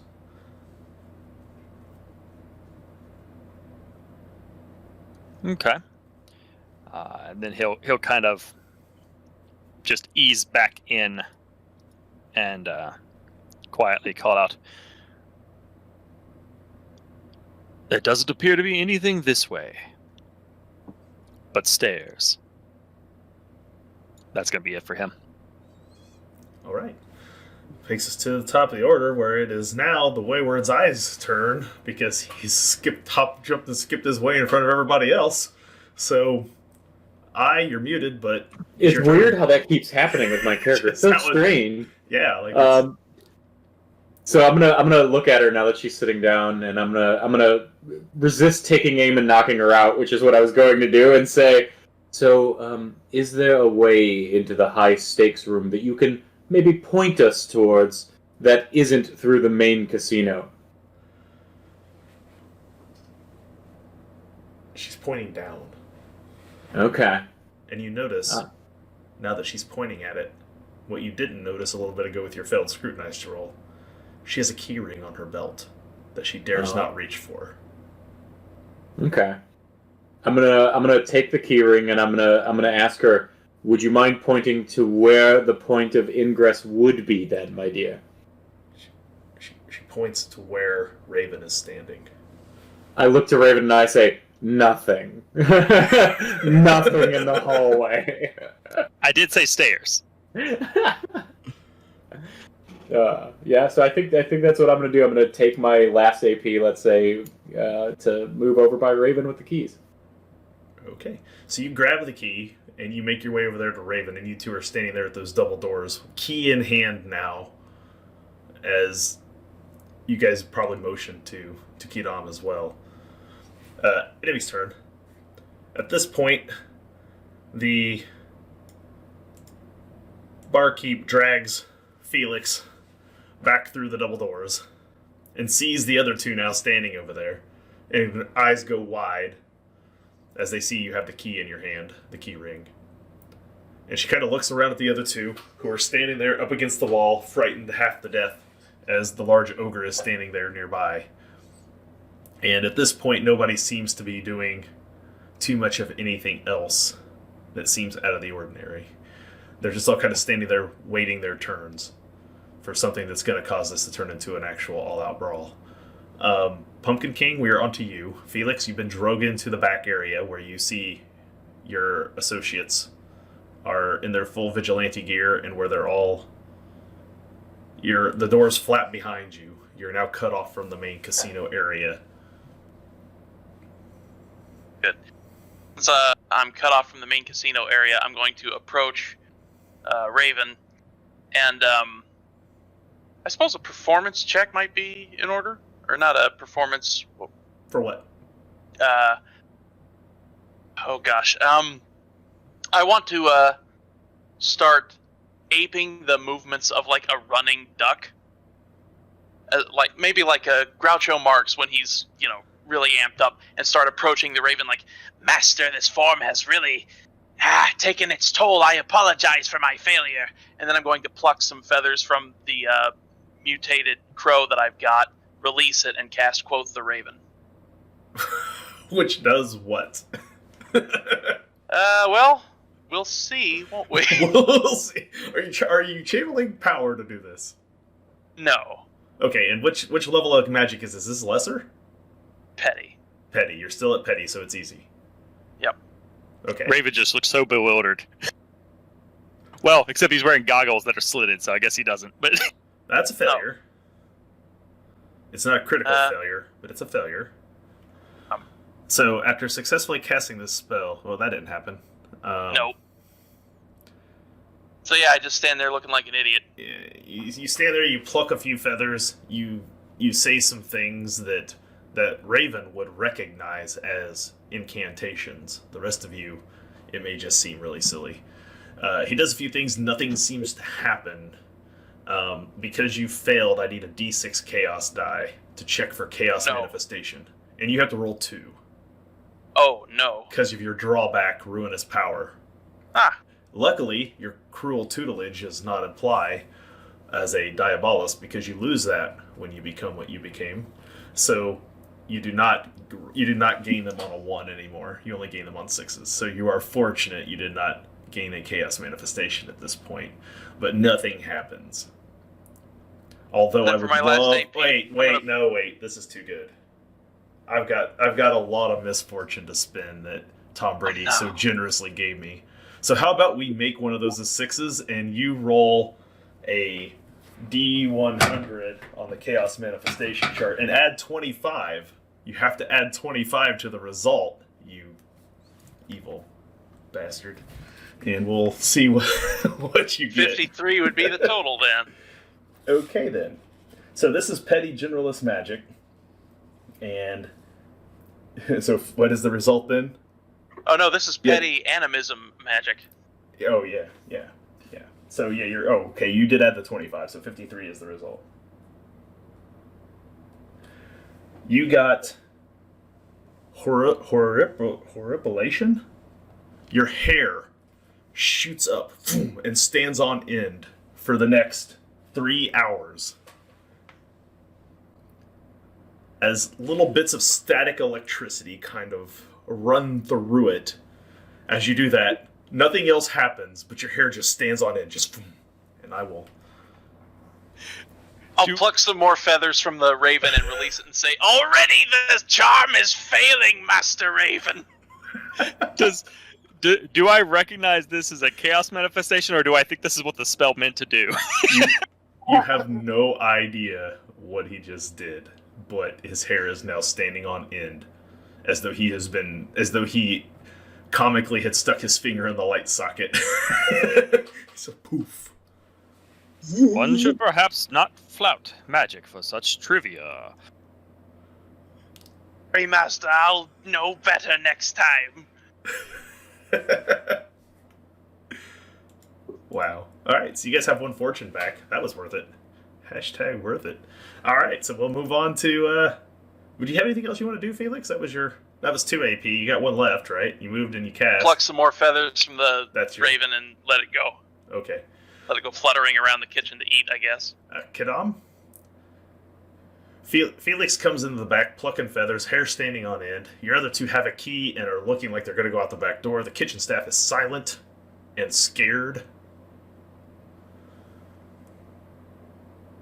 I want to ask Felix. So no success getting into the VIP room, I take it. Another card. Another card. Who were there guards? Who? What? Large guard, not as large as you, of course, Master, but large nonetheless. Oh, I see. I see. Male or female? A lady. A lady. Did she resemble me at all? Yes. Very scary. All right. So, Kidam is thinking perhaps worst case scenario, if we have to get into that room, perhaps we devise a way to entice the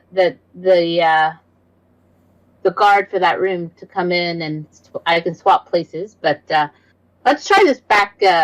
Let's try this back hallway first. And so she turns to the woman who's standing there petrified next to her and says, "So, which of you would be best to be able to get us into the VIP room down that hallway? We have the key, but it may take someone else to go in with us or before us." You see the one that's been stabbed points at the other one. And the other one points at the woman who walked in with Felix. And the woman who walked in with Felix points at the other one. All three of them just daisy-chaining, looking like none of them want to be the one who goes.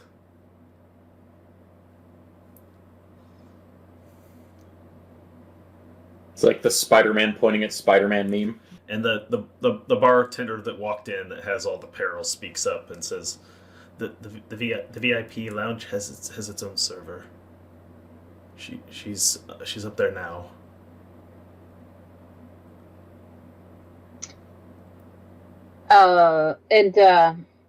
We wouldn't be any help to you. Any of us walking up there would immediately be suspicious. Whatever you're going to do, just give us a chance to run first.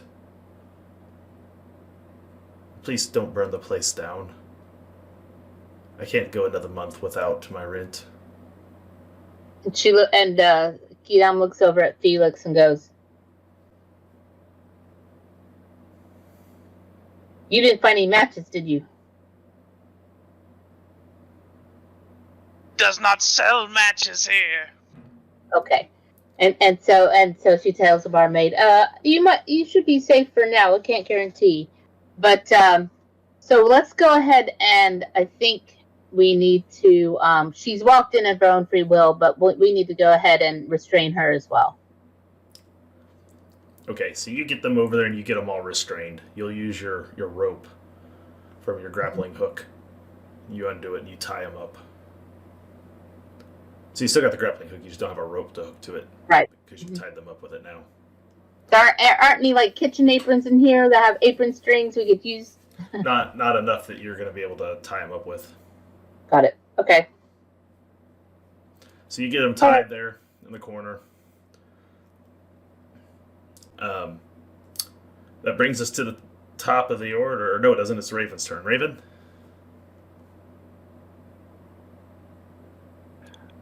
Well, perhaps we should make our way out of this room then. And I'm going to head into here. Okay, you head into the dark hallway. Yeah. It is a hallway. It's dark. There's a set of stairs that go up to a set of doors that have, obviously a lock. You can see that there's clearly a lock keyhole. All right. I have a feeling that our luck in keeping this quiet is not going to last too much longer once we leave the room with all the staff tied up in there. So I'm going to cast another spell while I'm at it. I love magic users in Zweihander. They don't know how close they are to blowing themselves up. Yeah. Yeah. I am going to cast Armor of Scripture, What does that do? also known as Aegis. Oh, Armor of Vegas. Yeah. All right. So you got your piece of shield that you slip into your pocket. Yeah, pull out a little splinter of shield. Splinter of a shield, and you place it in your pocket. And you cast at easy because it's petty magic.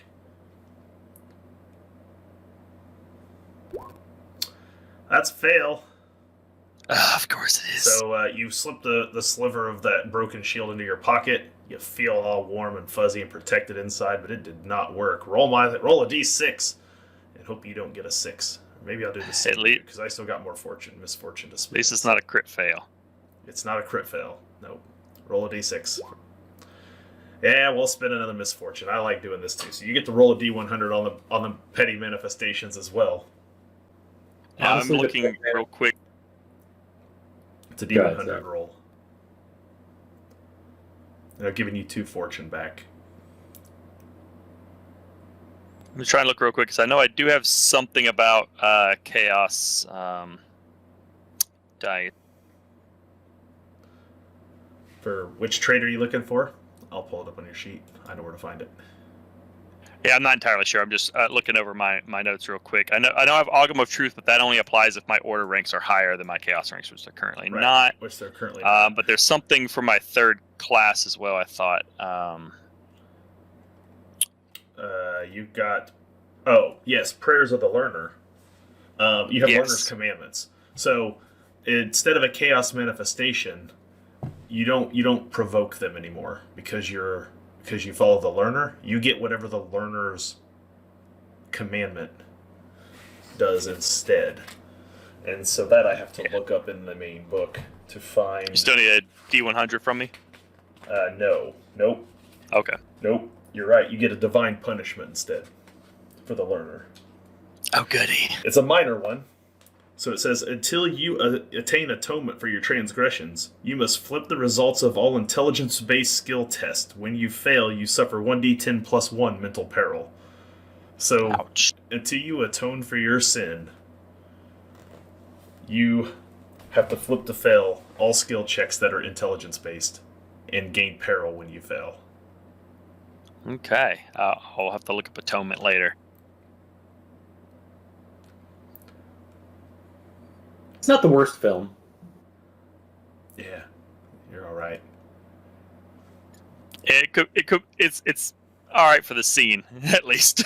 You're okay for the I had to moment. make You me weren't get doing anything smart to begin with, so... I was rolling around like a bowling ball. In that case, I guess I will just continue to move to kind of get up here for whatever someone else is going to do. Okay. So you go ahead and you move the rest of the way up. Wayward Eye has the key, and it is his turn. So I can move, let's see, 1, 2, 3, 4, 5, 10 is going to put me here, I believe. And I'm just going to jingle the keys at my friend who is marching towards the doors and chanting to himself, like, wait up. All right, so you make your way up there. It is the enemy's turns. At this point, none of them are making any brash moves. So we'll skip them and go to the Pumpkin King. Felix, hair standing on end. Is in fact standing on end. I'm so nervous about casting this spell again, but by God, I'm going to try it. Quote the Raven one more time. Let's see. Hey, success. What does this Oh, spell good. actually do? Both me and all the trappings upon me take the shape of a small animal such as a jackdaw, crow, or raven. In this case, a raven. I'll retain all my mental attributes such as intelligence, perception, and willpower, and my damage threshold, but I can't communicate nor use magic while in this form. But if I suffer an injury, the spell ends immediately. So you turn into a raven. Yes. Okay, so you're a bird. I turn into a raven, and then I land on Kedam's shoulder and squawk menacingly at the kitchen staff. And that'll do it. Okay. So he turns into a bird and lands on your shoulder. And that's going to last for about 9 hours. It's your turn, Kadam. All right. And I look at the raven, I go, well done, well done. I'm going to, start moving down that. Now we have everyone secured. I'm going to start moving down the hallway with the rest of the crew. All right, then. So you go ahead and make your way into the back hallway as well. Which makes feel free to drag yourself along there since you're on shoulder. Yeah. You are all in this real dark, dingy hallway that leads up a set of stairs to what you assume behind the door at the top of the stairs is the VIP lounge. As you make your way up, you don't have to make any sort of scrutinize or eavesdrop roll to hear loud, boisterous drinking and laughing and talking going on, and it sounds as though maybe they're talking about a hand that was just played out, and they're getting ready to redeal another hand.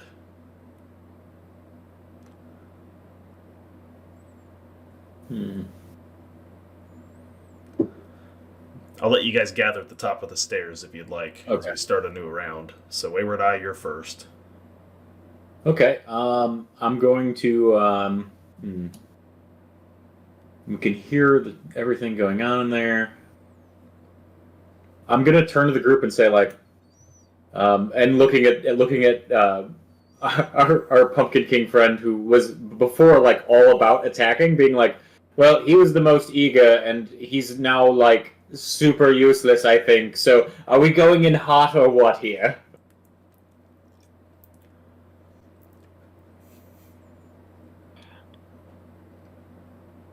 The Raven kind of slowly looks back and forth amongst them. We'll go and I'll wait since it's not my turn.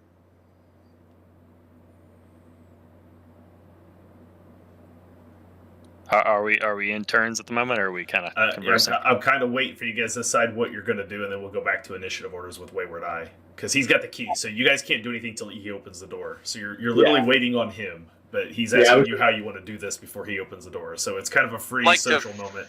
And then I'd like to perch on the Raven's shoulder. Okay, just fly over there and perch on his shoulder. The Raven hops to the dwarf's shoulder. Okay. Giving him a long look. I think that we should. Can we determine how many people are in this room at this time? Make a challenging eavesdrop roll to discern a number of different voices. Okay. If you put your ear up there and listen in, maybe you can get an idea of how many different voices you hear. Not great. You hear at least 3-4 different ones. You're not for sure. Some are louder than others.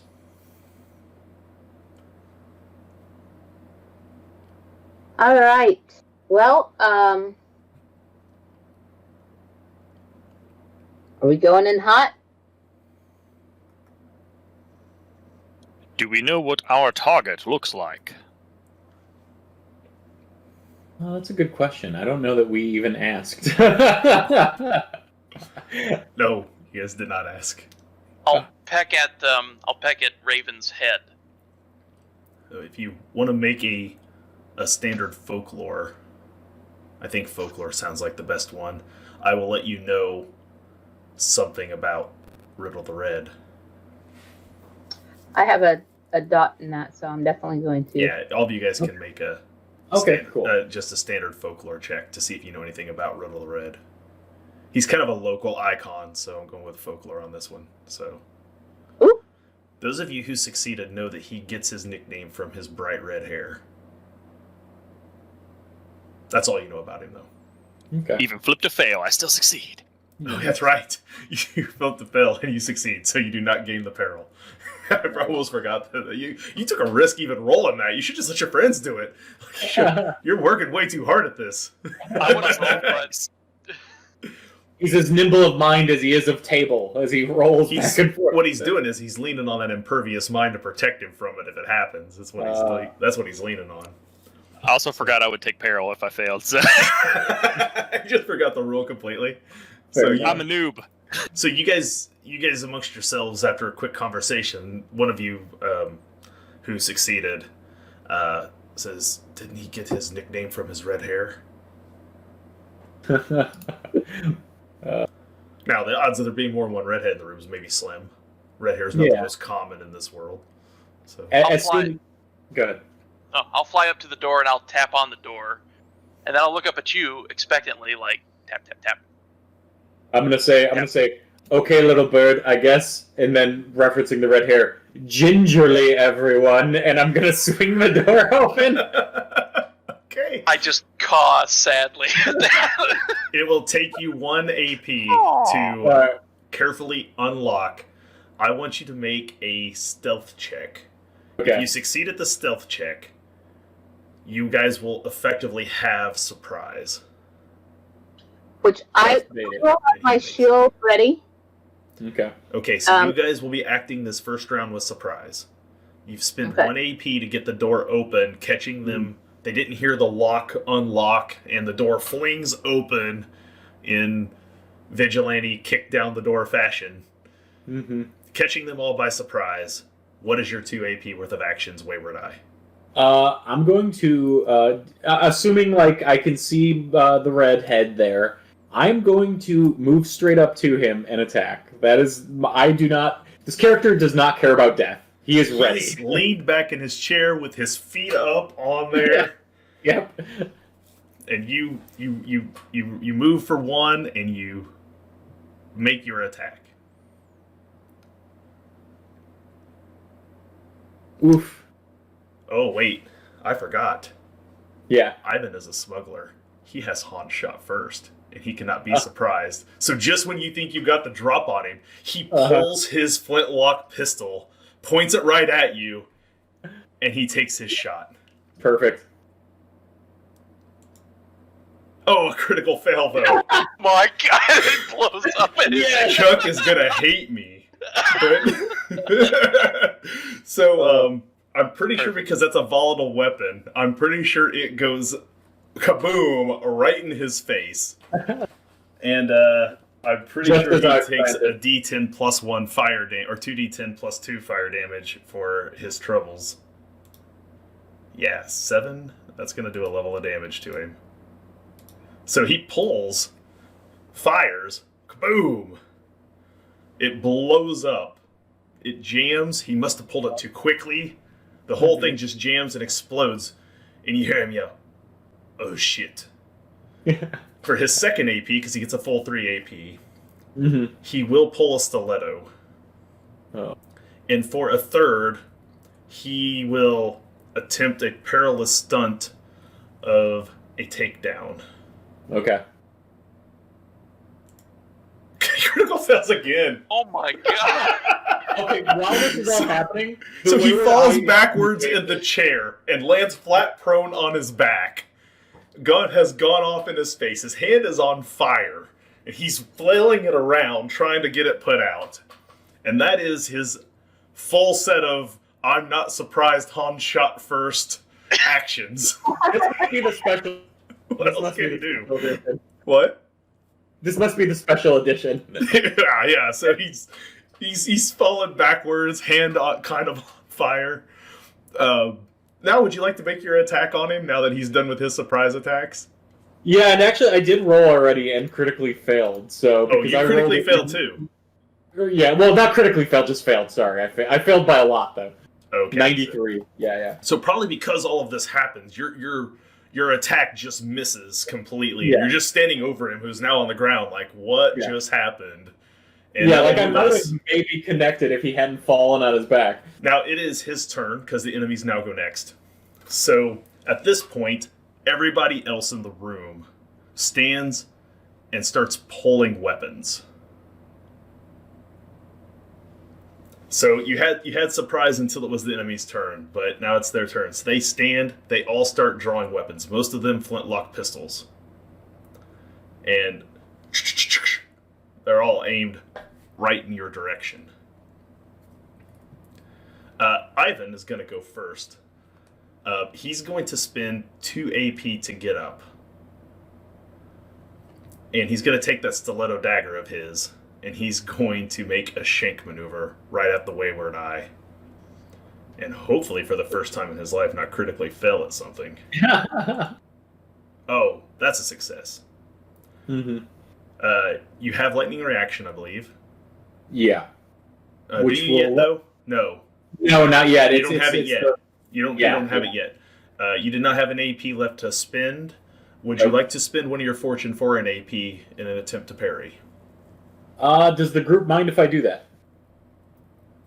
We have 2, if I remember right. You have 2 at the moment. I'm fine with you. I'm fine with you doing it because you're in there in the most perilous moment. So Okay. can't you All right. you use fortune if you're dead? Fair enough. All right, I'll roll the parry. Nope. Nope. Wait, I have a question. Even though it's not my turn, can I do shield wall? Nope. You're not Nope. next to him. You haven't had a chance Got to it. move up in there. He went in first. Got it. So Okay. I'm going to spend a misfortune, and we're going to make that a 6. Oh, that's sad, though. All right. So, yeah, that sucks. 7 plus 4, that's 11. 11 incoming. All right, that'll move me 1. That moves you 1? Okay. Yeah. So yeah, he uses his. He stands up and he slashes at you with his stiletto. And he says, he just kind of looks at you and he says with this accent, he says, "What in blazes are you doing?" And this next one next to him here is going to move up as well. And he draws his flintlock pistol and he takes his shot at you.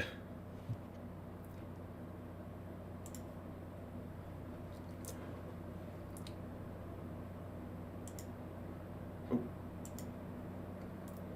They do re-roll on a 1. I forgot. So that'll be 7 incoming as the first shot, as he takes his shot at you as well. Okay, that doesn't move me, so that's good. Okay, so it shoots and it glances off your ring mail.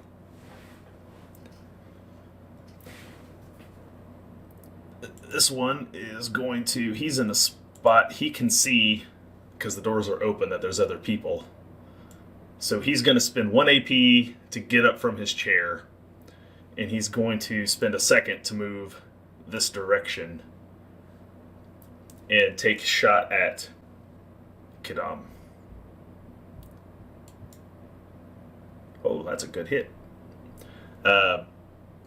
Your shield does not have protective, right? You took a wooden shield, so you do not get to parry anything incoming.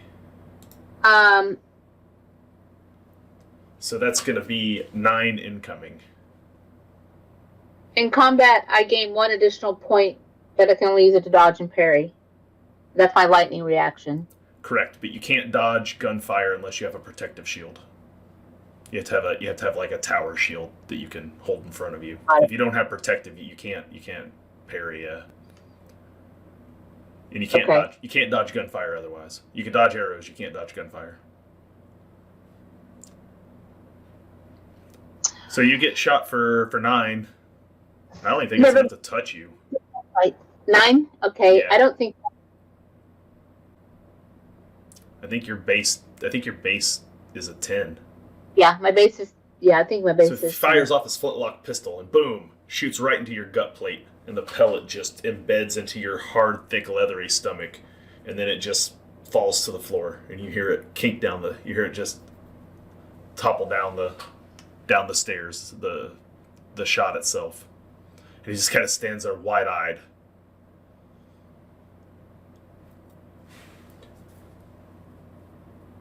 This one makes a break for the door, because if there's a room full of criminals, one's always a coward. This one hops up onto the table and begins to swipe coins.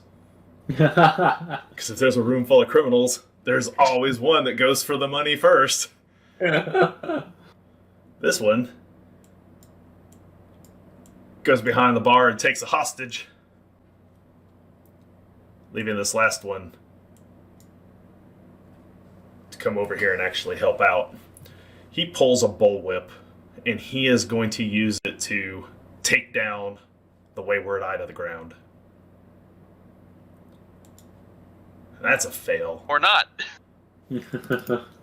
Alright, those will be their turns. And those are all the enemies at this point that know anything is going on. So Pumpkin King, bird, unsuspecting looking bird, what would you like to do now? I'm going to use my newly acquired fly speed of 15. Okay. And I'm also going to charge. I'm going to charge the fellow who has just taken the hostage. Okay, you're going to fly through the room. That's easy enough to do.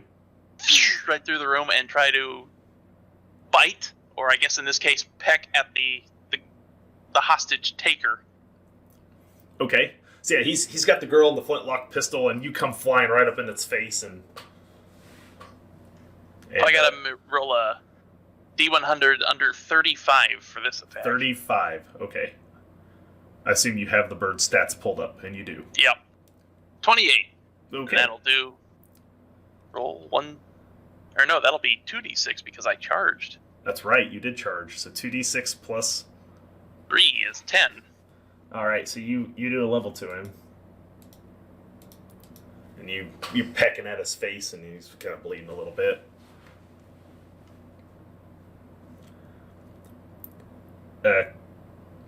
Kadam, it's your turn.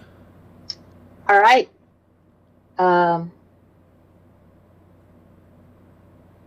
So I've got this guy right here who just attacked at me, right?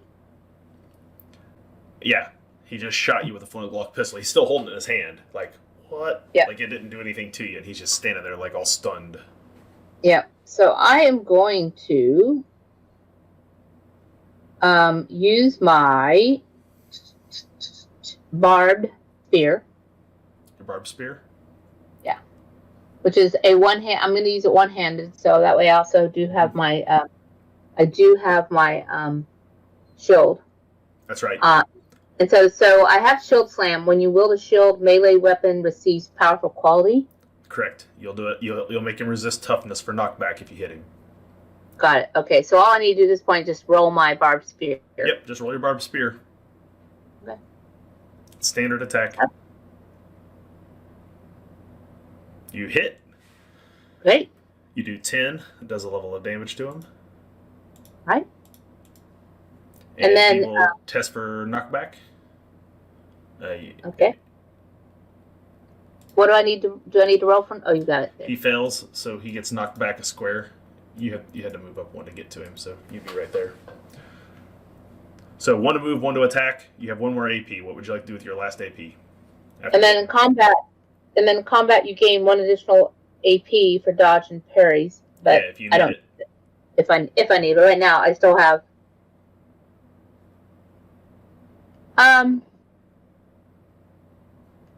I'm going to hold that. I'm not going to enter the room. Actually, wait a minute. I'm sorry. How many AP do I have left right now? 1. Plus your lightning reaction if you need it.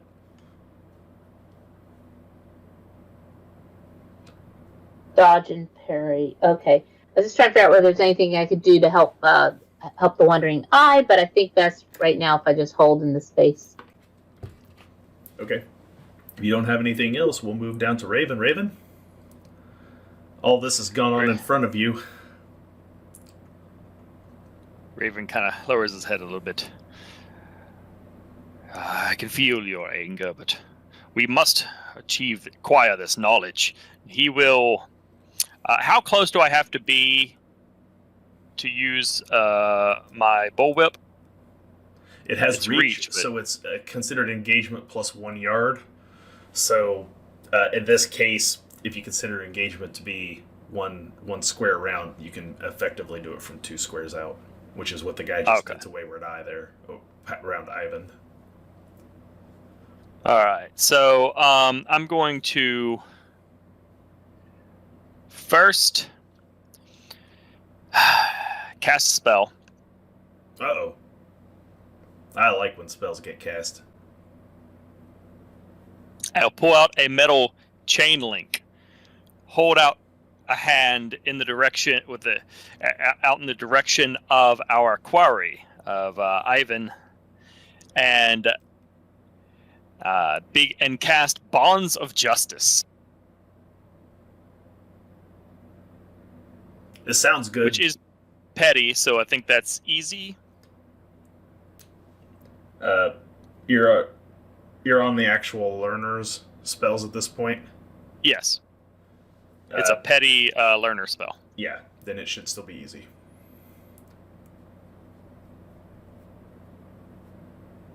And you succeed. And in that case, he is... be left helpless. Yeah, he gets to resist with a resolve test or be left helpless. Of course he doesn't. Oh my gosh. Of course not. This is his worst day. I'm in the learner's favor once again. All right, I'm going to spin a misfortune. And because Ivan Riddle is a gambler, anytime he spins fortune, it is considered a critical success. So he will not be shackled and restrained, but he does move one step down the peril track negatively for doing so. So yeah, he will critically succeed on that and gain one level of peril, which puts him at unharmed. So he's not missing any skill ranks yet. In that case, I will... I'm going to go ahead and advance up so that I'm into the room a bit. And instead of bullwhipping this guy, I am instead going to look to everyone. Fear not, for the Raven is here with you. Perhaps we should take the thing we need and leave this place. You've got this. And try to use inspiring words. Okay. Inspiring words is leadership. And that's not intelligence-based. Nope. And I can use my brawn instead of my fellowship for this because of my Centaurian voice. Oh, that's right. Is that better for you? By a little bit. Okay, so what is your leadership ranks plus your brawn at this point? As a target value. Brawn is 46. Leadership is 1 dot. So 56 is your target. So you can roll a D100. You don't need to use the skill. Just roll D100. 56 is the target.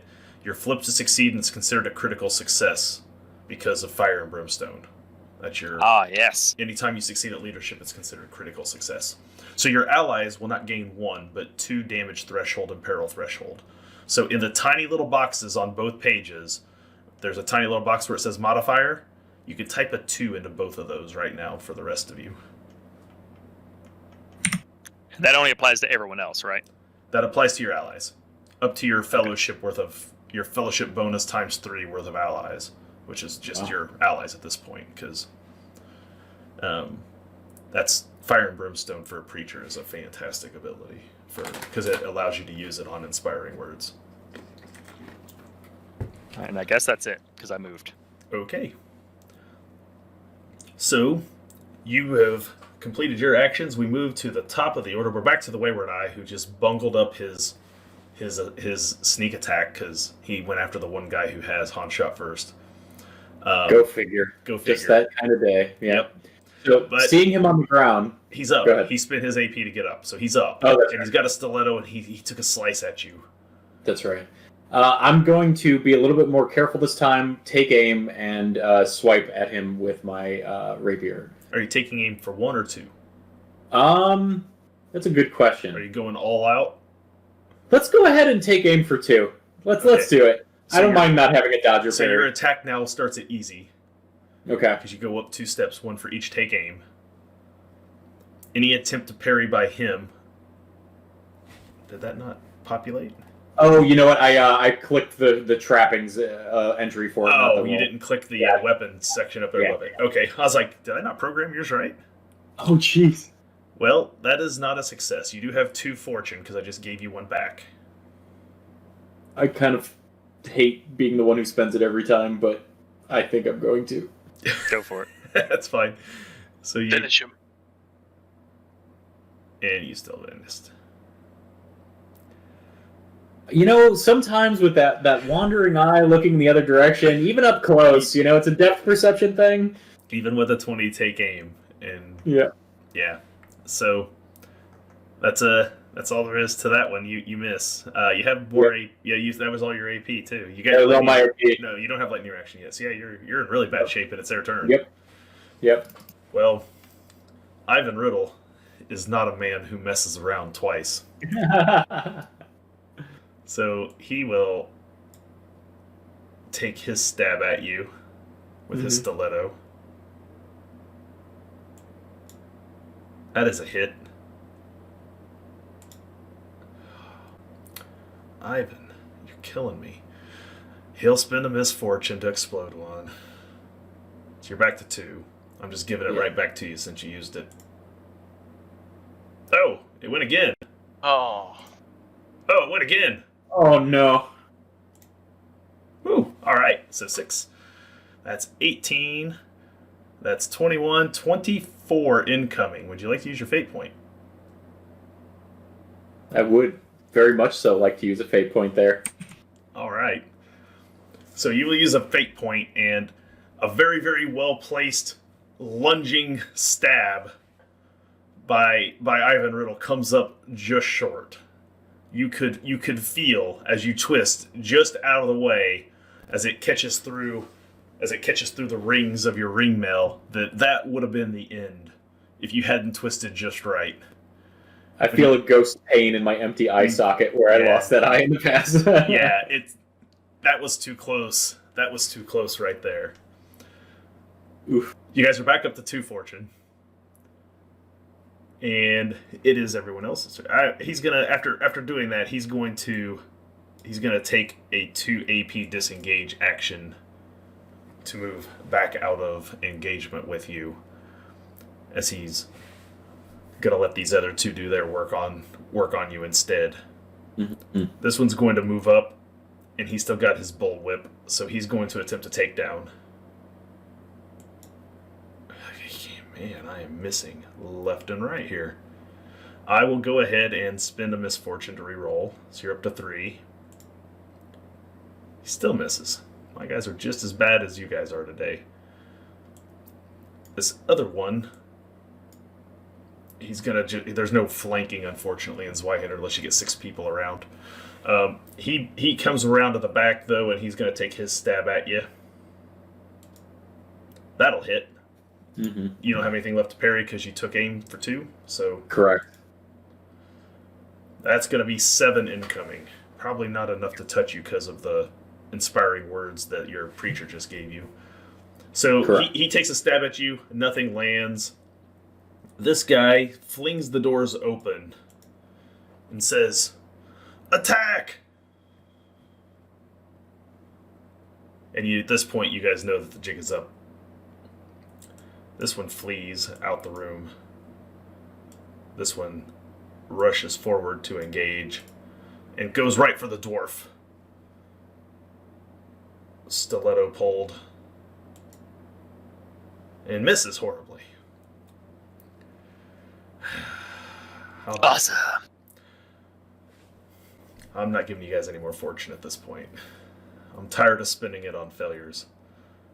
This guy puts away his pistol, and he'll have to pull out a stiletto as well, and he's going to take a stab at the dwarf. Critical success.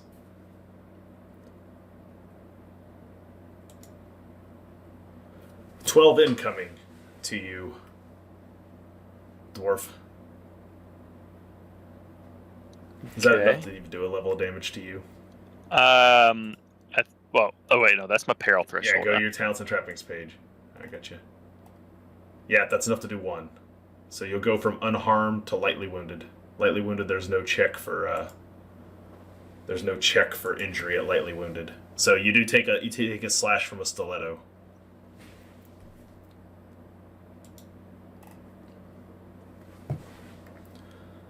And that'll be it. Oh, yeah, this guy, he spends 2 AP throwing chips, coins, and everything else that was on the table into a gaff bag and begins to run out the door.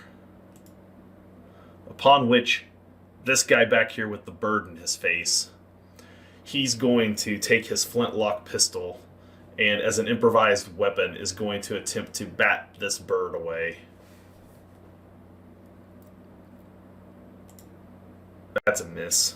So he's flailing around at the bird, trying to get it to shoo away as he's still got hold of. He's spinning the other one to maintain a chokehold on the server. So that's his 3 AP. At this point, the big ogre walks into the room, spins another AP to pull from a bandolier a bottle of rot gut, and begins to chug. And she says, "What sort of commotion is all of this?"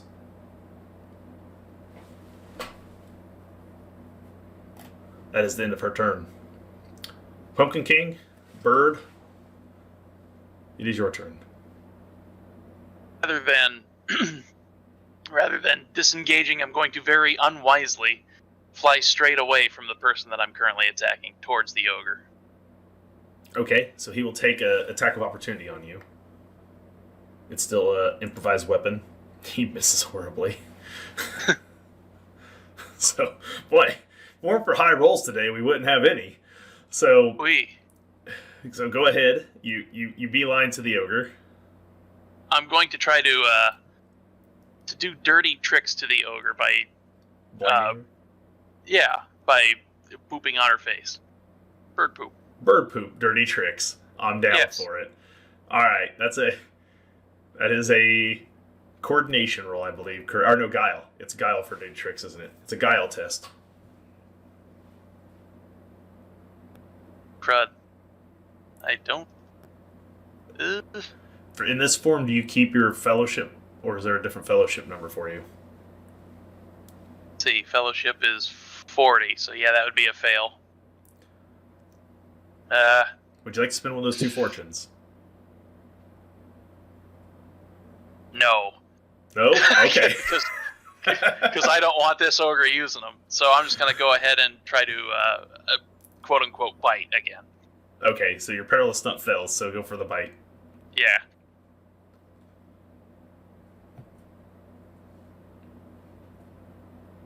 That's a miss. All right. That'll take us to Kadam. You're muted there, Debbie. I am going to step next to... Who's this next? I'm next to right there? That's Raven there. Oh, that's Raven as a Raven? No, that is Rise. The hero known as the Raven. As the Raven. That's correct. It is the Pumpkin King who is currently gone avian on you. Okay. So I'm going to step up next to Raven, so then that way if a shield wall is needed, then I am there for that. Which, for those of you who aren't familiar with shield wall, it's something that comes in my advanced tier of man-at-arms, where essentially I can, while armed with a shield, I can stand side by side with the chosen ally and shield them from incoming attacks. So, Kidam has stepped up and is going to use her barbed spear to strike at this enemy that's right there in front of Raven. Okay.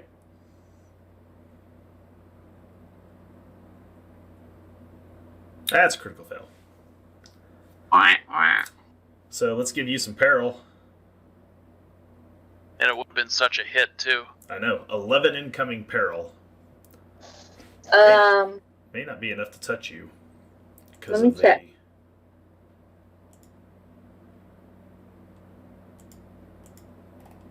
Yeah, when you roll the shield melee. Okay, so It's shield not going to slam. be enough to touch you because your peril modifier should have a 2 in it right now. Yeah, I Because was of wondering that. So about you're that. a 12. Yeah. Did you put it on your? Did you put it here too? Good. No, you did not. I didn't add that. I didn't add There the you 2. go. I added it in for you. Yep.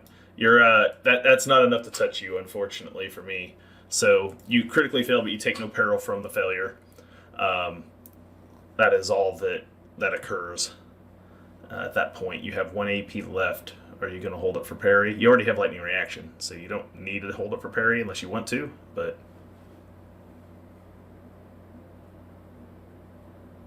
Well, what? I mean, there's not really much else I could do with it unless I perilous was. stunts. Oh yeah. So let's talk about perilous stunts. So Everyone what forgets kind of- about perilous stunts.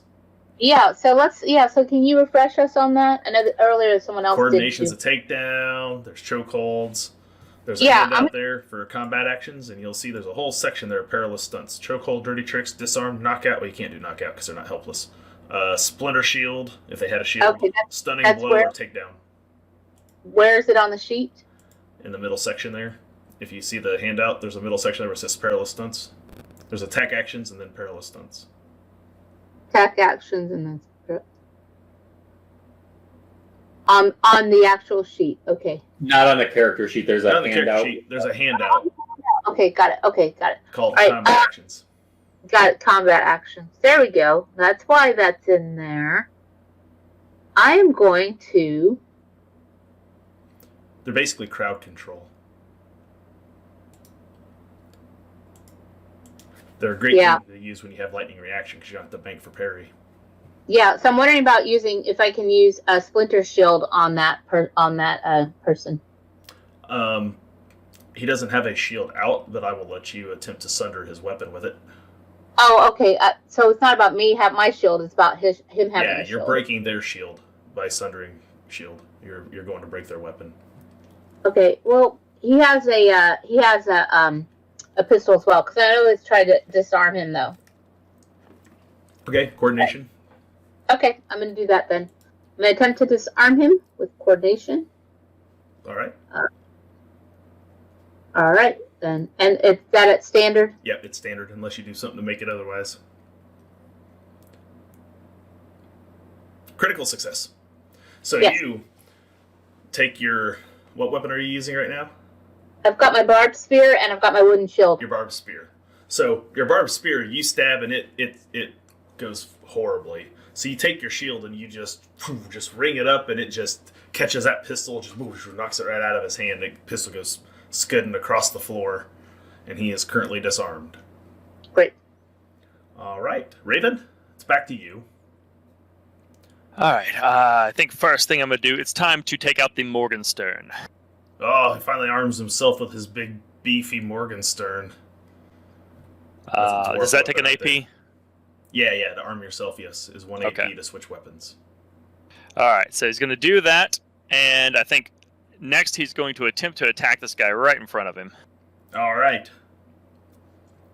Your Morgenstern is also powerful. So it's martial melee, correct? You can just roll the weapon on talents and trappings, it'll do all the work for you.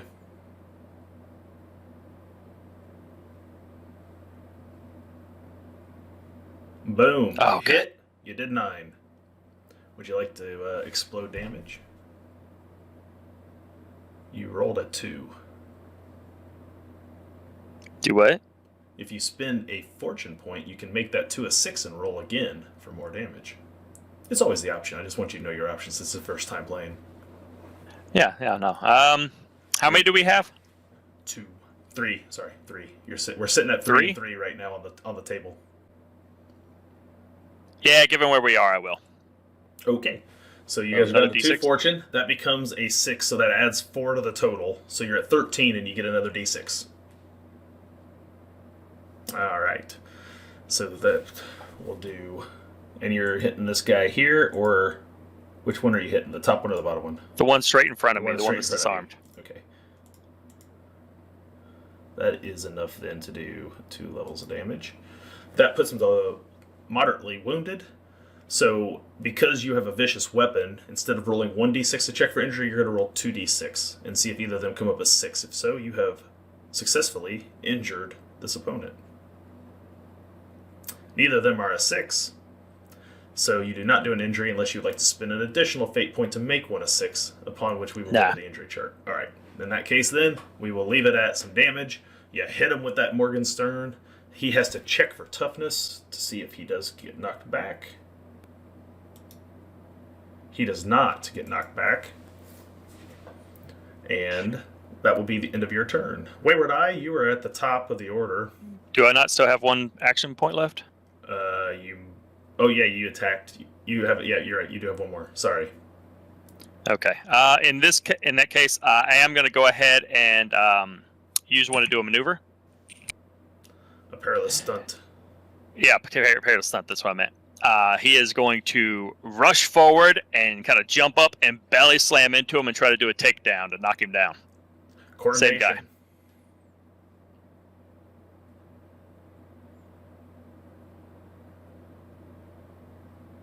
Critical success. So you walk up there with your big corpulent belly and you belly slam into him and down he goes to the ground. So he has been taken down. That will be the That's all I got. end of your turn. So now we go to the top of the order, to the Wayward Eye. Wayward Eye. I'm going to turn to the one directly to my left who had the bullwhip to start and say, I've got my eye on you, and aim once and make an attack. Alrighty. So this is at aim 1. Yep. Boom, that's a success for 12. And you said you're hitting the one in front of you? Yeah, correct. The one that's not at a diagonal. Gotcha. Yeah. Okay, that's 2 levels of damage on him. Okay, that leaves me with 1 AP, which I'm going to bank for dodging and parrying, I think. You can roll a d6 to check for light injury or moderate Okay. injury. Oh, that's right, because finesse weapon. Right. Yeah, you're... Fuck. Nope, not unless you spend a fortune. Nah, it's not worth it, I don't think. All right. So that'll move us to... You hit, so you go to the bottom of the initiative order now, where you can begin to work your way back up to the top. You got to go in front of Raven, because you were already in front of Raven. Now you're in front of Raven again. So it is the enemy's turn. Let's see. Man. We'll start with the ogre. She looks towards the bird and belches fire as a rock gut spray. You have to...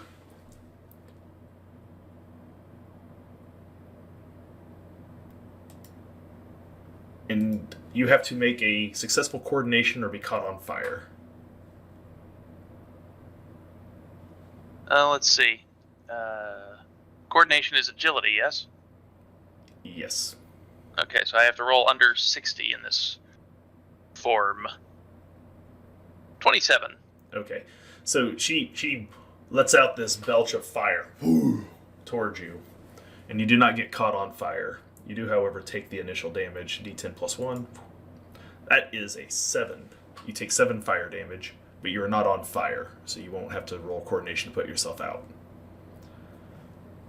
Now, for damage threshold, does it have to exceed it in order to deal the damage? It has to exceed.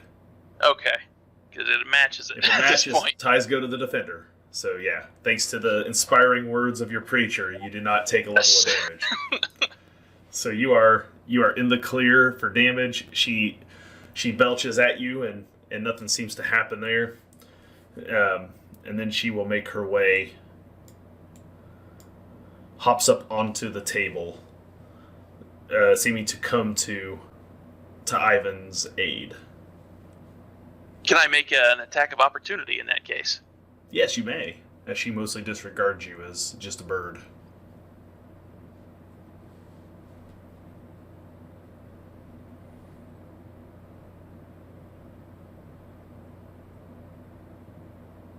Is that a 91? Yeah. Yeah, that's not going to do it, is it? Okay.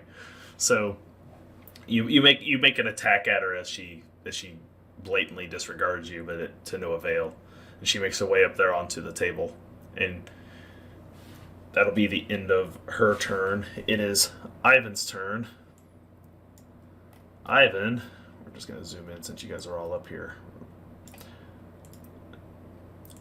Ivan is going to attempt to make a break for it, having been wounded by these crazed individuals. And he too will run past the bird, who will gain an opportunity attack. Will be a hit. Okay, so go ahead and do your level of damage on him. 8 damage. That's one level. You can make your d6 to check for injury. Oop. So you take you get a peck at him as he kind of wanders by, and it's like, "Get away, you stupid bird!" As he's floating around at you. And that'll take us to other enemies. Boy, there's gonna be a lot of bad stuff coming wayward highway here, I think. He's in bad shape. The first one with a stiletto. Oh, that's a strike. Do you have a parry? I do. I did save. You saved one for parry this time, so Yeah. parry that All first right, I'm attack. gonna do that. You successfully parry. So you take that flame birch and you parry it away. The guy in the back, he's going to make his attack. He misses horribly. So he's going to attempt to take down. And he misses that horribly. Man, it is Whiff City today. Mm-hmm. So the two here in front, so let's go slide over and take a stab at Kadam, and that is actually going to be good enough for a hit. Do you have lightning reaction, so you can parry. So go ahead and make your parry. Okay. And your parry is really, really high. It's like 70-some% if I remember right.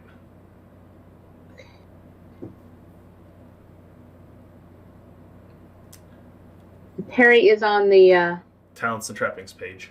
Oh, there we above go. your health bar. You'll see parry. Oh. Here we go. Right above. Yeah. You successfully knock the attack away. Everything is looking pretty good. This guy slides over here. He pulls a stiletto as well, because it is the weapon of crooks everywhere in melee. And takes his stab at the dwarf. He misses. Nice. And so he's going to... Oh, he had to spend 2 to get up. I forgot. He was on the ground. So he spends 2 to get up, pulls 1, disregarded the attack. He was never going to get to make one anyway, because he was on the ground. He was not going to attack from prone. But he did spend 2 to get up, so he actually can't move. He actually has to just get up from there. He would have taken he would pull that stiletto and prepare.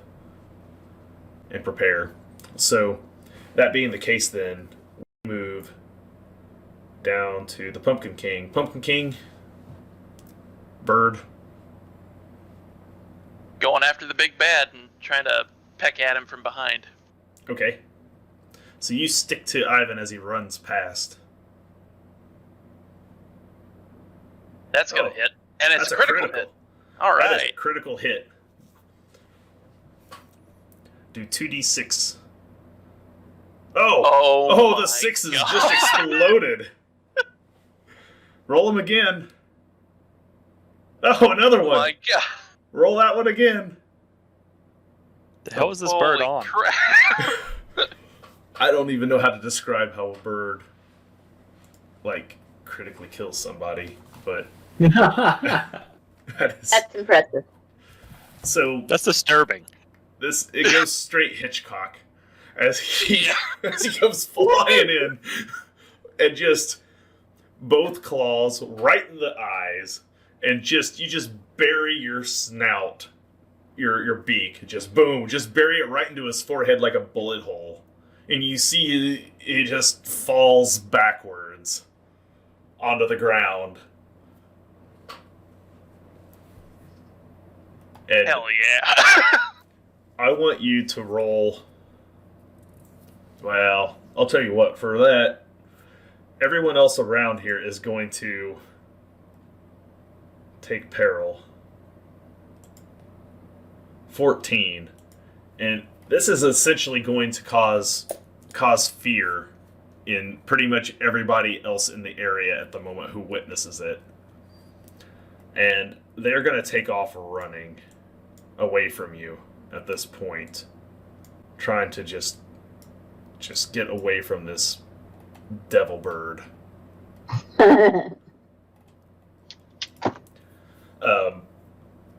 Kadam, it's your turn. The quarry is fallen.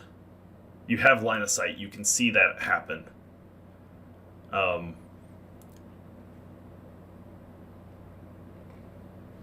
right.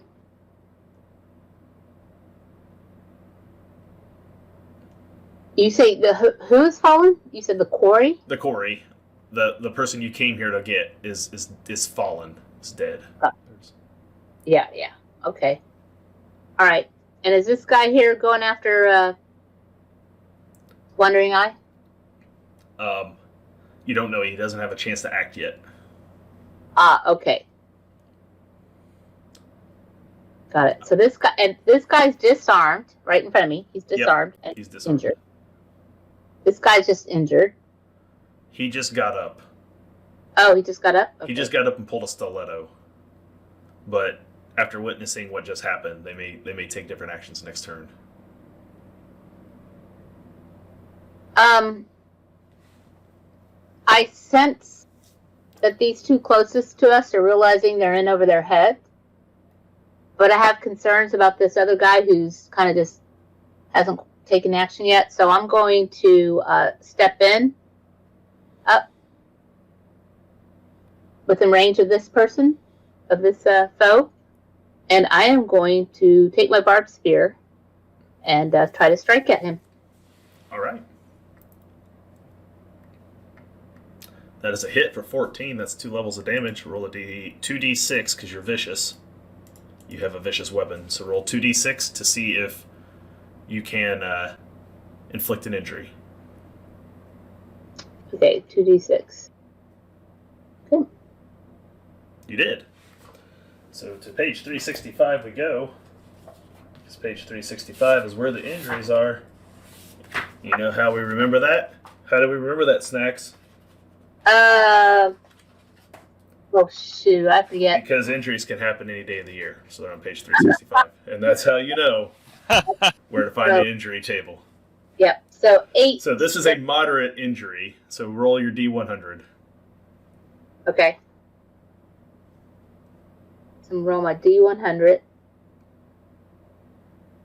13. A black eye. So until recuperated, he's flipped results to fail on any test that requires vision. Got it. So you blacken his eye as you hit him upside the head with your spear. You must not have cut him with the blade. You must have hit him with a shaft, and boom, blacks his eye. That's 2 AP. You have 1 left. Would you like to do anything with your 3rd AP? No, I'm gonna hold it. All right then. So, and now I should be standing. Actually, let me make sure I clarify. I should be standing right here.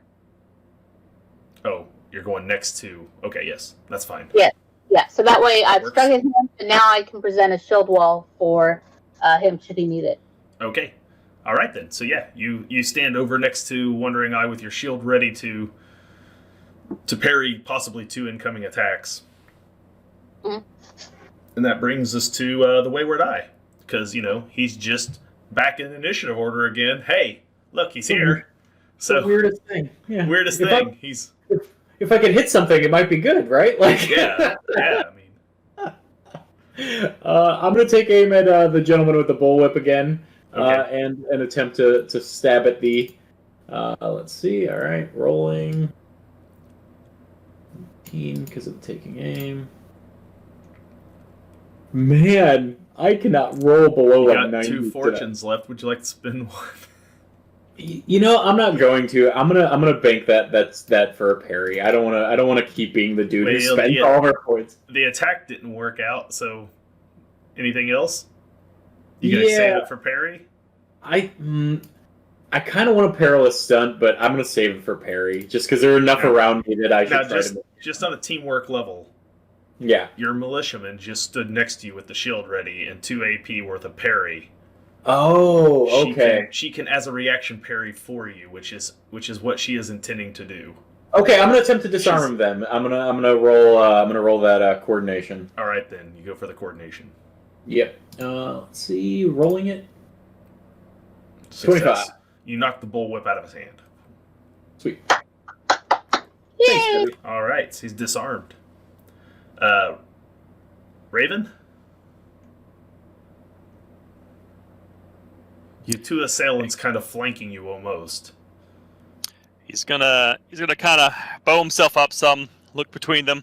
Are you truly ready to stand face to feathers with the Raven? And he is going to whip out with his Morgenstern at this one that's wounded at the top here. Okay. Well, with the He's 2 wounds. disarmed. He has nothing to parry with, so... All the better.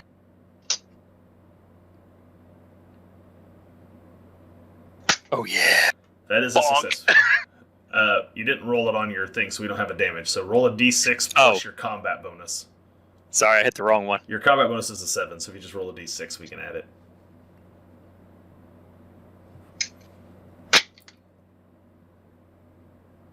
That's a total of 8.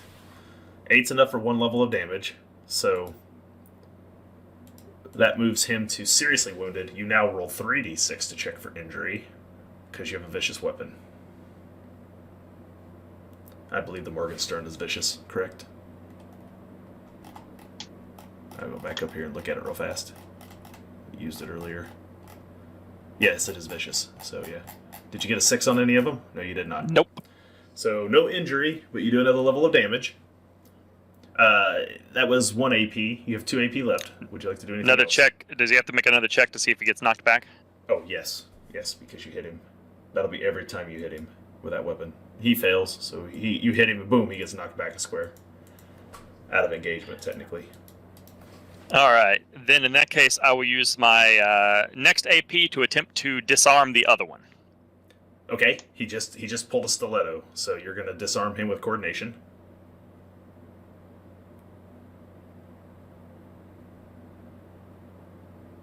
Oof. And you fail. So you try to knock that dagger out of his hand, but to no avail. He's still there. He still got it. I'm going to keep my last one for parry then. All right.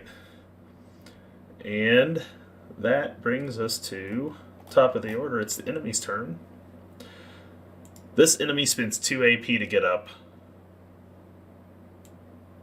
He's just knocked back. He wasn't knocked down. So he doesn't have to spend 2 AP. He's going to spend his AP, and he runs past you.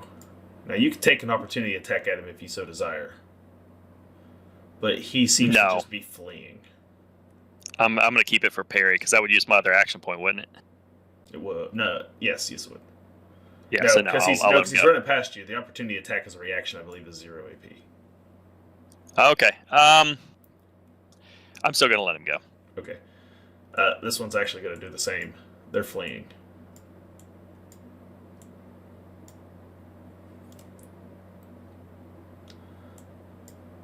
This one begins to run as well. They saw the Pumpkin King and they're like, this is for the birds. This guy runs over here to the corner, and he ducks behind the edge of the statue. These two take off running down the stairs, away from the devil bird. This poor guy here is the only one that's kind of stuck in a bad spot. He'll move up this direction, and he's going to pull a stiletto, and he's going to take a stab at Wayward Eye. He misses. Well, I was going to give you a chance to parry, but you don't have to worry about it because my guys are just as inept as everyone else today. This is the problem with the top brass leadership. They get lazy. They don't keep their skills up.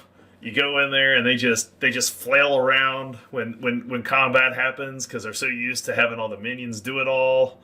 So apparently this is going to fall to the ogre seeing the bird kill Ivan, becomes terribly distraught. And she is going to make a full-on charge maneuver at the bird. Oh. My bones. And that's critical. Oh, no. So, Oh no. okay, so that is 3d6 base. Wow. And one's a 6. So that is 16 incoming damage. Well, that takes me down 2 steps. So you're to lightly wounded? Yep. Okay. So she will check for injury. I'm going to spend a misfortune to make this a 6 because I want to bust you out of bird form. The only reason I'm doing it is if you take an injury, it ends, right? So I'm doing this just for because it's a light injury. It won't even be that big. It's a moderate injury. Come up, just kick the crap right out of me, and I'll hit the ground with my hair standing on it. So 58. You get a pulled muscle out of the deal, bird. Ow. Until recuperated, you have to flip the results of all brawn skill test. So you're flip to fail on brawn from your pulled muscle as she runs up and just bats you with a cudgel that she pulls. Blackjack or whatever. Yeah, cudgel. She pulls a cudgel and just bashes you off of Ivan.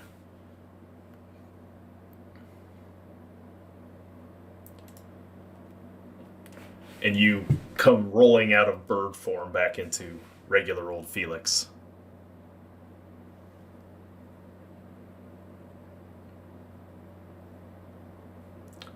See, she's not the leader. She's one of the grunts. See, she's competent. That's right. So that's all of her AP. Isn't it the Peter principle that says like everybody gets promoted one level above like their competency? Yeah, like, pretty much. I just can't wait for this game session when it ends here pretty shortly because we're almost at closing time.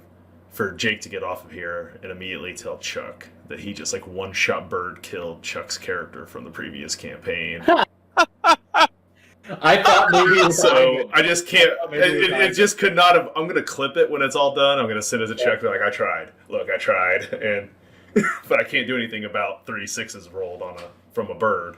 That's yeah. So Dan's rolls and then died. So what we're gonna do at this point is to end this scene at this point because the Corey is down, so we're not gonna worry about round by round rolls.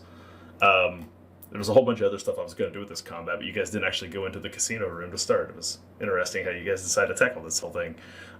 You guys will be able to lift the book off of Ivan because he's dead.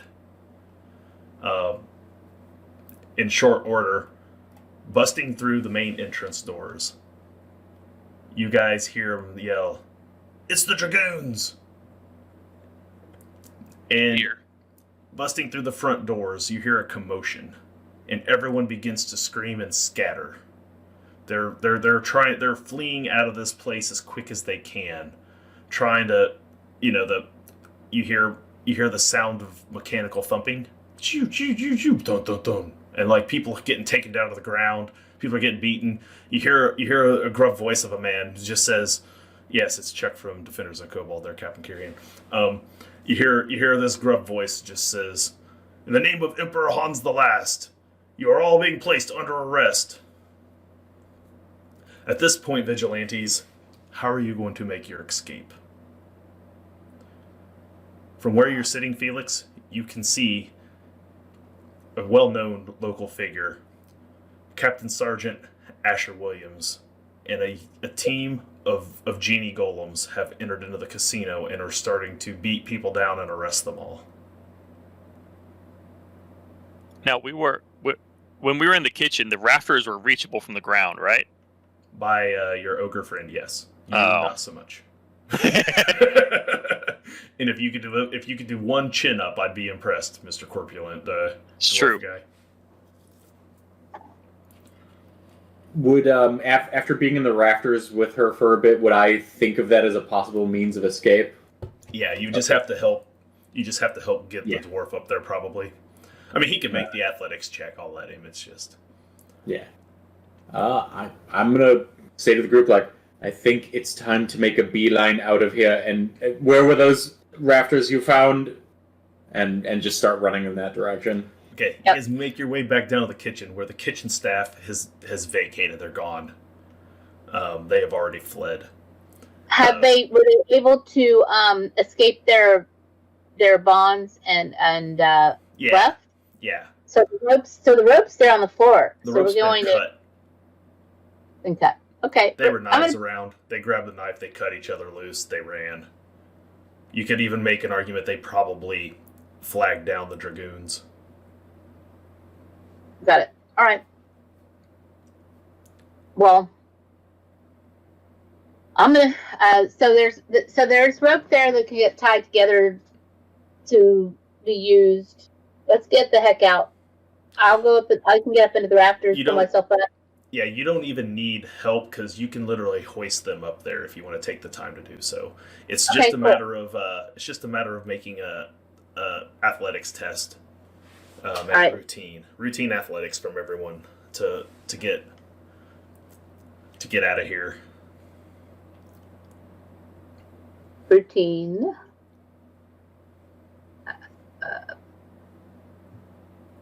You don't even have to be stealthy at this point. It's just a matter of being athletic. So you're able to then get yourself pulled up there, and you can reach down and assist them in getting up there themselves. So you guys make your way up through the roof, and Before we go, I want to grab hold of that weird mutated raven that I summoned earlier. okay, I want to grab hold of him and break his neck. And I'm going to cast a spell called Feast for Crows. okay. I want to make sure I grab a turkey leg, by the way, after watching. Okay, you grab a turkey leg on your way out as well. This is actually a 62, but I still rolled 57. Yeah, So in a fine. burst template, starting on Asher Williams, who I assume I can see through the kitchen window, Yeah. starting on him, a flock of crows appears and begins swooping around him and everybody else in there. Okay, so from outside, who knows where, they kick the doors in. The doors to the place are wide open. A whole, flock of crows, a murder of crows, I guess, right, as a group. Yep. A murder of crows fills the casino, and they just, everything is feathers and cawing, and everybody's running for their lives. People are using this as an opportunity to escape. Everything goes completely nuts. My phone's going nuts. And, That's what the cause of the crows. yeah, the crows sound a lot like my notifications apparently on my phone. So they all come just flooding through here, and they fill the whole place with just chaos. And you They guys deal use that. 16 damage to anybody caught in the burst. Woo, that's a fair amount of damage for everybody around the area. It's everybody down there. There's people bleeding. The birds have pecked at everybody. It's nuts down in there. As you guys flee up through the exit, you use this as your chance to escape into the alleyway, back to your rumble bustler, and you guys haul it as best you can back to the old abandoned church, and make your way back up there to find tragedy waiting for you up at the bell tower. And he sees that you come in with the book. He says, Good. This will be a place for us to start. Quickly. Let's see what you've risked your lives for this day. You walk over there where a single lantern sits on a table, and you place down the book. And that is where we'll begin the next session of Vigilantes of Vallandria. So, a nice little entry combat to get you started. I'm not gonna lie, it didn't really get to work out the way I had choreographed it in this room, so I'm just gonna let you know that this was your first opportunity for one of the hidden fate points. But I was Googling, but couldn't figure out anything to relate to the number That's- of people at the table. I was like, maybe No. there's something to do with No, the number no, of no. people there. Assume it was the religious statues around the area. Yeah, but no, your actual attempt would have been if the combat had happened in the casino room initially, where I thought it was going to take place at first. This whole combat was choreographed to the lyrics from the song Ballroom Blitz, but it never got to happen because you guys snuck up through the back way. So The Vigilantes did something sneaky? yeah, crazy. So, I don't know if you can see the dealer tokens. They all have a name. There's Mick, Steve. Those are actually the band members from the band suite. That's the names. Yeah, Band members. Yeah, I don't So see any names on them. Okay, well, I got nameplates nameplates on them on the. You can see them on the overlay. But since the choreograph didn't happen, though, I didn't get to choreograph it like I thought I was going to. I didn't get to do it, so Shucks. it's unfortunate. But No, you know what? maybe another time. See, I admire you trying to do that, but when it comes down to it, we're all about, we want to be the fox on the run. Yep. Fox on the run. If I make reference to Sweet, that's my favorite. Yep. Go-to karaoke. That's my go-to karaoke apocalypse in front of a live band. It's to do Fox on the Run. Nice. So let's go ahead and do some real quick. I'm going to move us back over here to the live screen so everybody can see your charming faces again. Go ahead and tell them again where they can find you the rest of the week. Velik, kick us off. Where can everyone find you? All right. Thanks for hanging out, everybody. You can find me on Twitter at Xenoduck or Twitch Abducted Gaming. Abducted Gaming. Jake? Well, I'm Jake with the Defenders of Cobalt. You can find us on Twitch.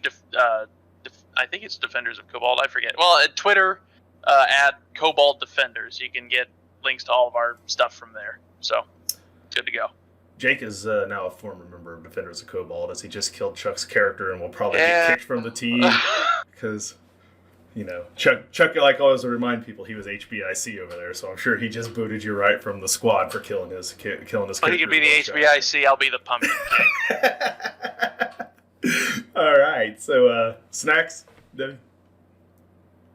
Yeah, so you can find me, or here every other Sunday, but Wednesday nights on all the RPGs at 9 p.m. We alternate. We do Starcrawl one week, and the other week is Pirates. That's written by Christopher from Two Old Guy Games, who couldn't make it tonight. Yep. And then also you can find me on Homebrew Roleplay on every other Saturday nights for the Homebrew campaign of World of Cairn, which our next play is going to be 9 p.m. Central this coming Saturday. So, and then my own content, we'll get there eventually, soon enough. All right, and last but not least, Friendon, tell them who you are, where they'll find you. I'm Friendon. You can find me at twitch.tv/Friendon. I draw stuff for tabletop, and I do that just about every weekday. Additionally, I'm in an AD&D first ed game with Bert of Steam, Steel, and Murder, which is twitch.tv/Steam, Steel, Murder on Tuesday, and that's always a good time. All right, and I am Dustin from here at Tabletop to Keyboard. You'll find me here tomorrow night with Jeff for All Aboard, 10 p.m. Central Time. We'll be playing some board games with members of the community. I don't think Jeff has posted what we're playing yet. But if you're in our Discord, which you should be, you have an opportunity to sign up. You can come play on Tabletop Simulator if you have it, a board game or two. We play every week something with members of the community, and you have an opportunity to play with us. You should do so. Again, thanks to my players. We're sorry, Christopher, that you couldn't make it tonight. Hopefully your internet is better in 2 weeks, and we'll get to see the Deadly Dandy join the crew, and add a little more firepower, because he's a heavy hitter. I've looked at what the character can do. It's crazy. And you can be able to find me here the rest of the week. Wednesday night will be GM prep, where I will be doing more GM prep for this game, as well as for my iKindred game I'm also starting to work on, because I'm going to be bringing World of Darkness Vampire to the channel really, really soon, hopefully. Thursday night, looking for group. Jeff will be playing either Among Us or some Jackbox Party games on Thursday night, most likely. This coming Saturday, then, is a week off. It's Valentine's Day. We are not doing anything this Saturday. Everstorm, our 5e game, will then be back-to-back Saturdays following that. So it'll be a little while this coming weekend. There won't be any Zweihander here. There won't be any There won't be any 5e this coming weekend due to the holiday, so we'll be back following week after that. That's what you can find here at Tabletop to Keyboard. Again, I'm Dustin. Thank you again, players, for being here this week. We'll sharpen up on some of them combat tactics over the next 2 weeks. We'll give you maybe things will go a little better for you next time. Maybe the dice won't hate all of us so much. Oh my god, so many high rolls today. In the meantime, we are going to go raid our friends over at the Grouch Couch who are in the midst of wrapping up the end of their session of Drunks and Dragons tonight. And we will go say hi to them. So if you are not familiar with the Grouch Couch, hang around. They're good people. And we will catch you all next time as soon as it gives me that go-ahead to send you all over there. Raid now. Have a good one. And I think we're gone. It's hard to tell because it doesn't take you over there anymore. I know the raids are nebulous now. It's very strange. It is. It's so That was weird. weird. Well, it said it was doing a raid, but it said with 0 players, so that was weird. That's strange.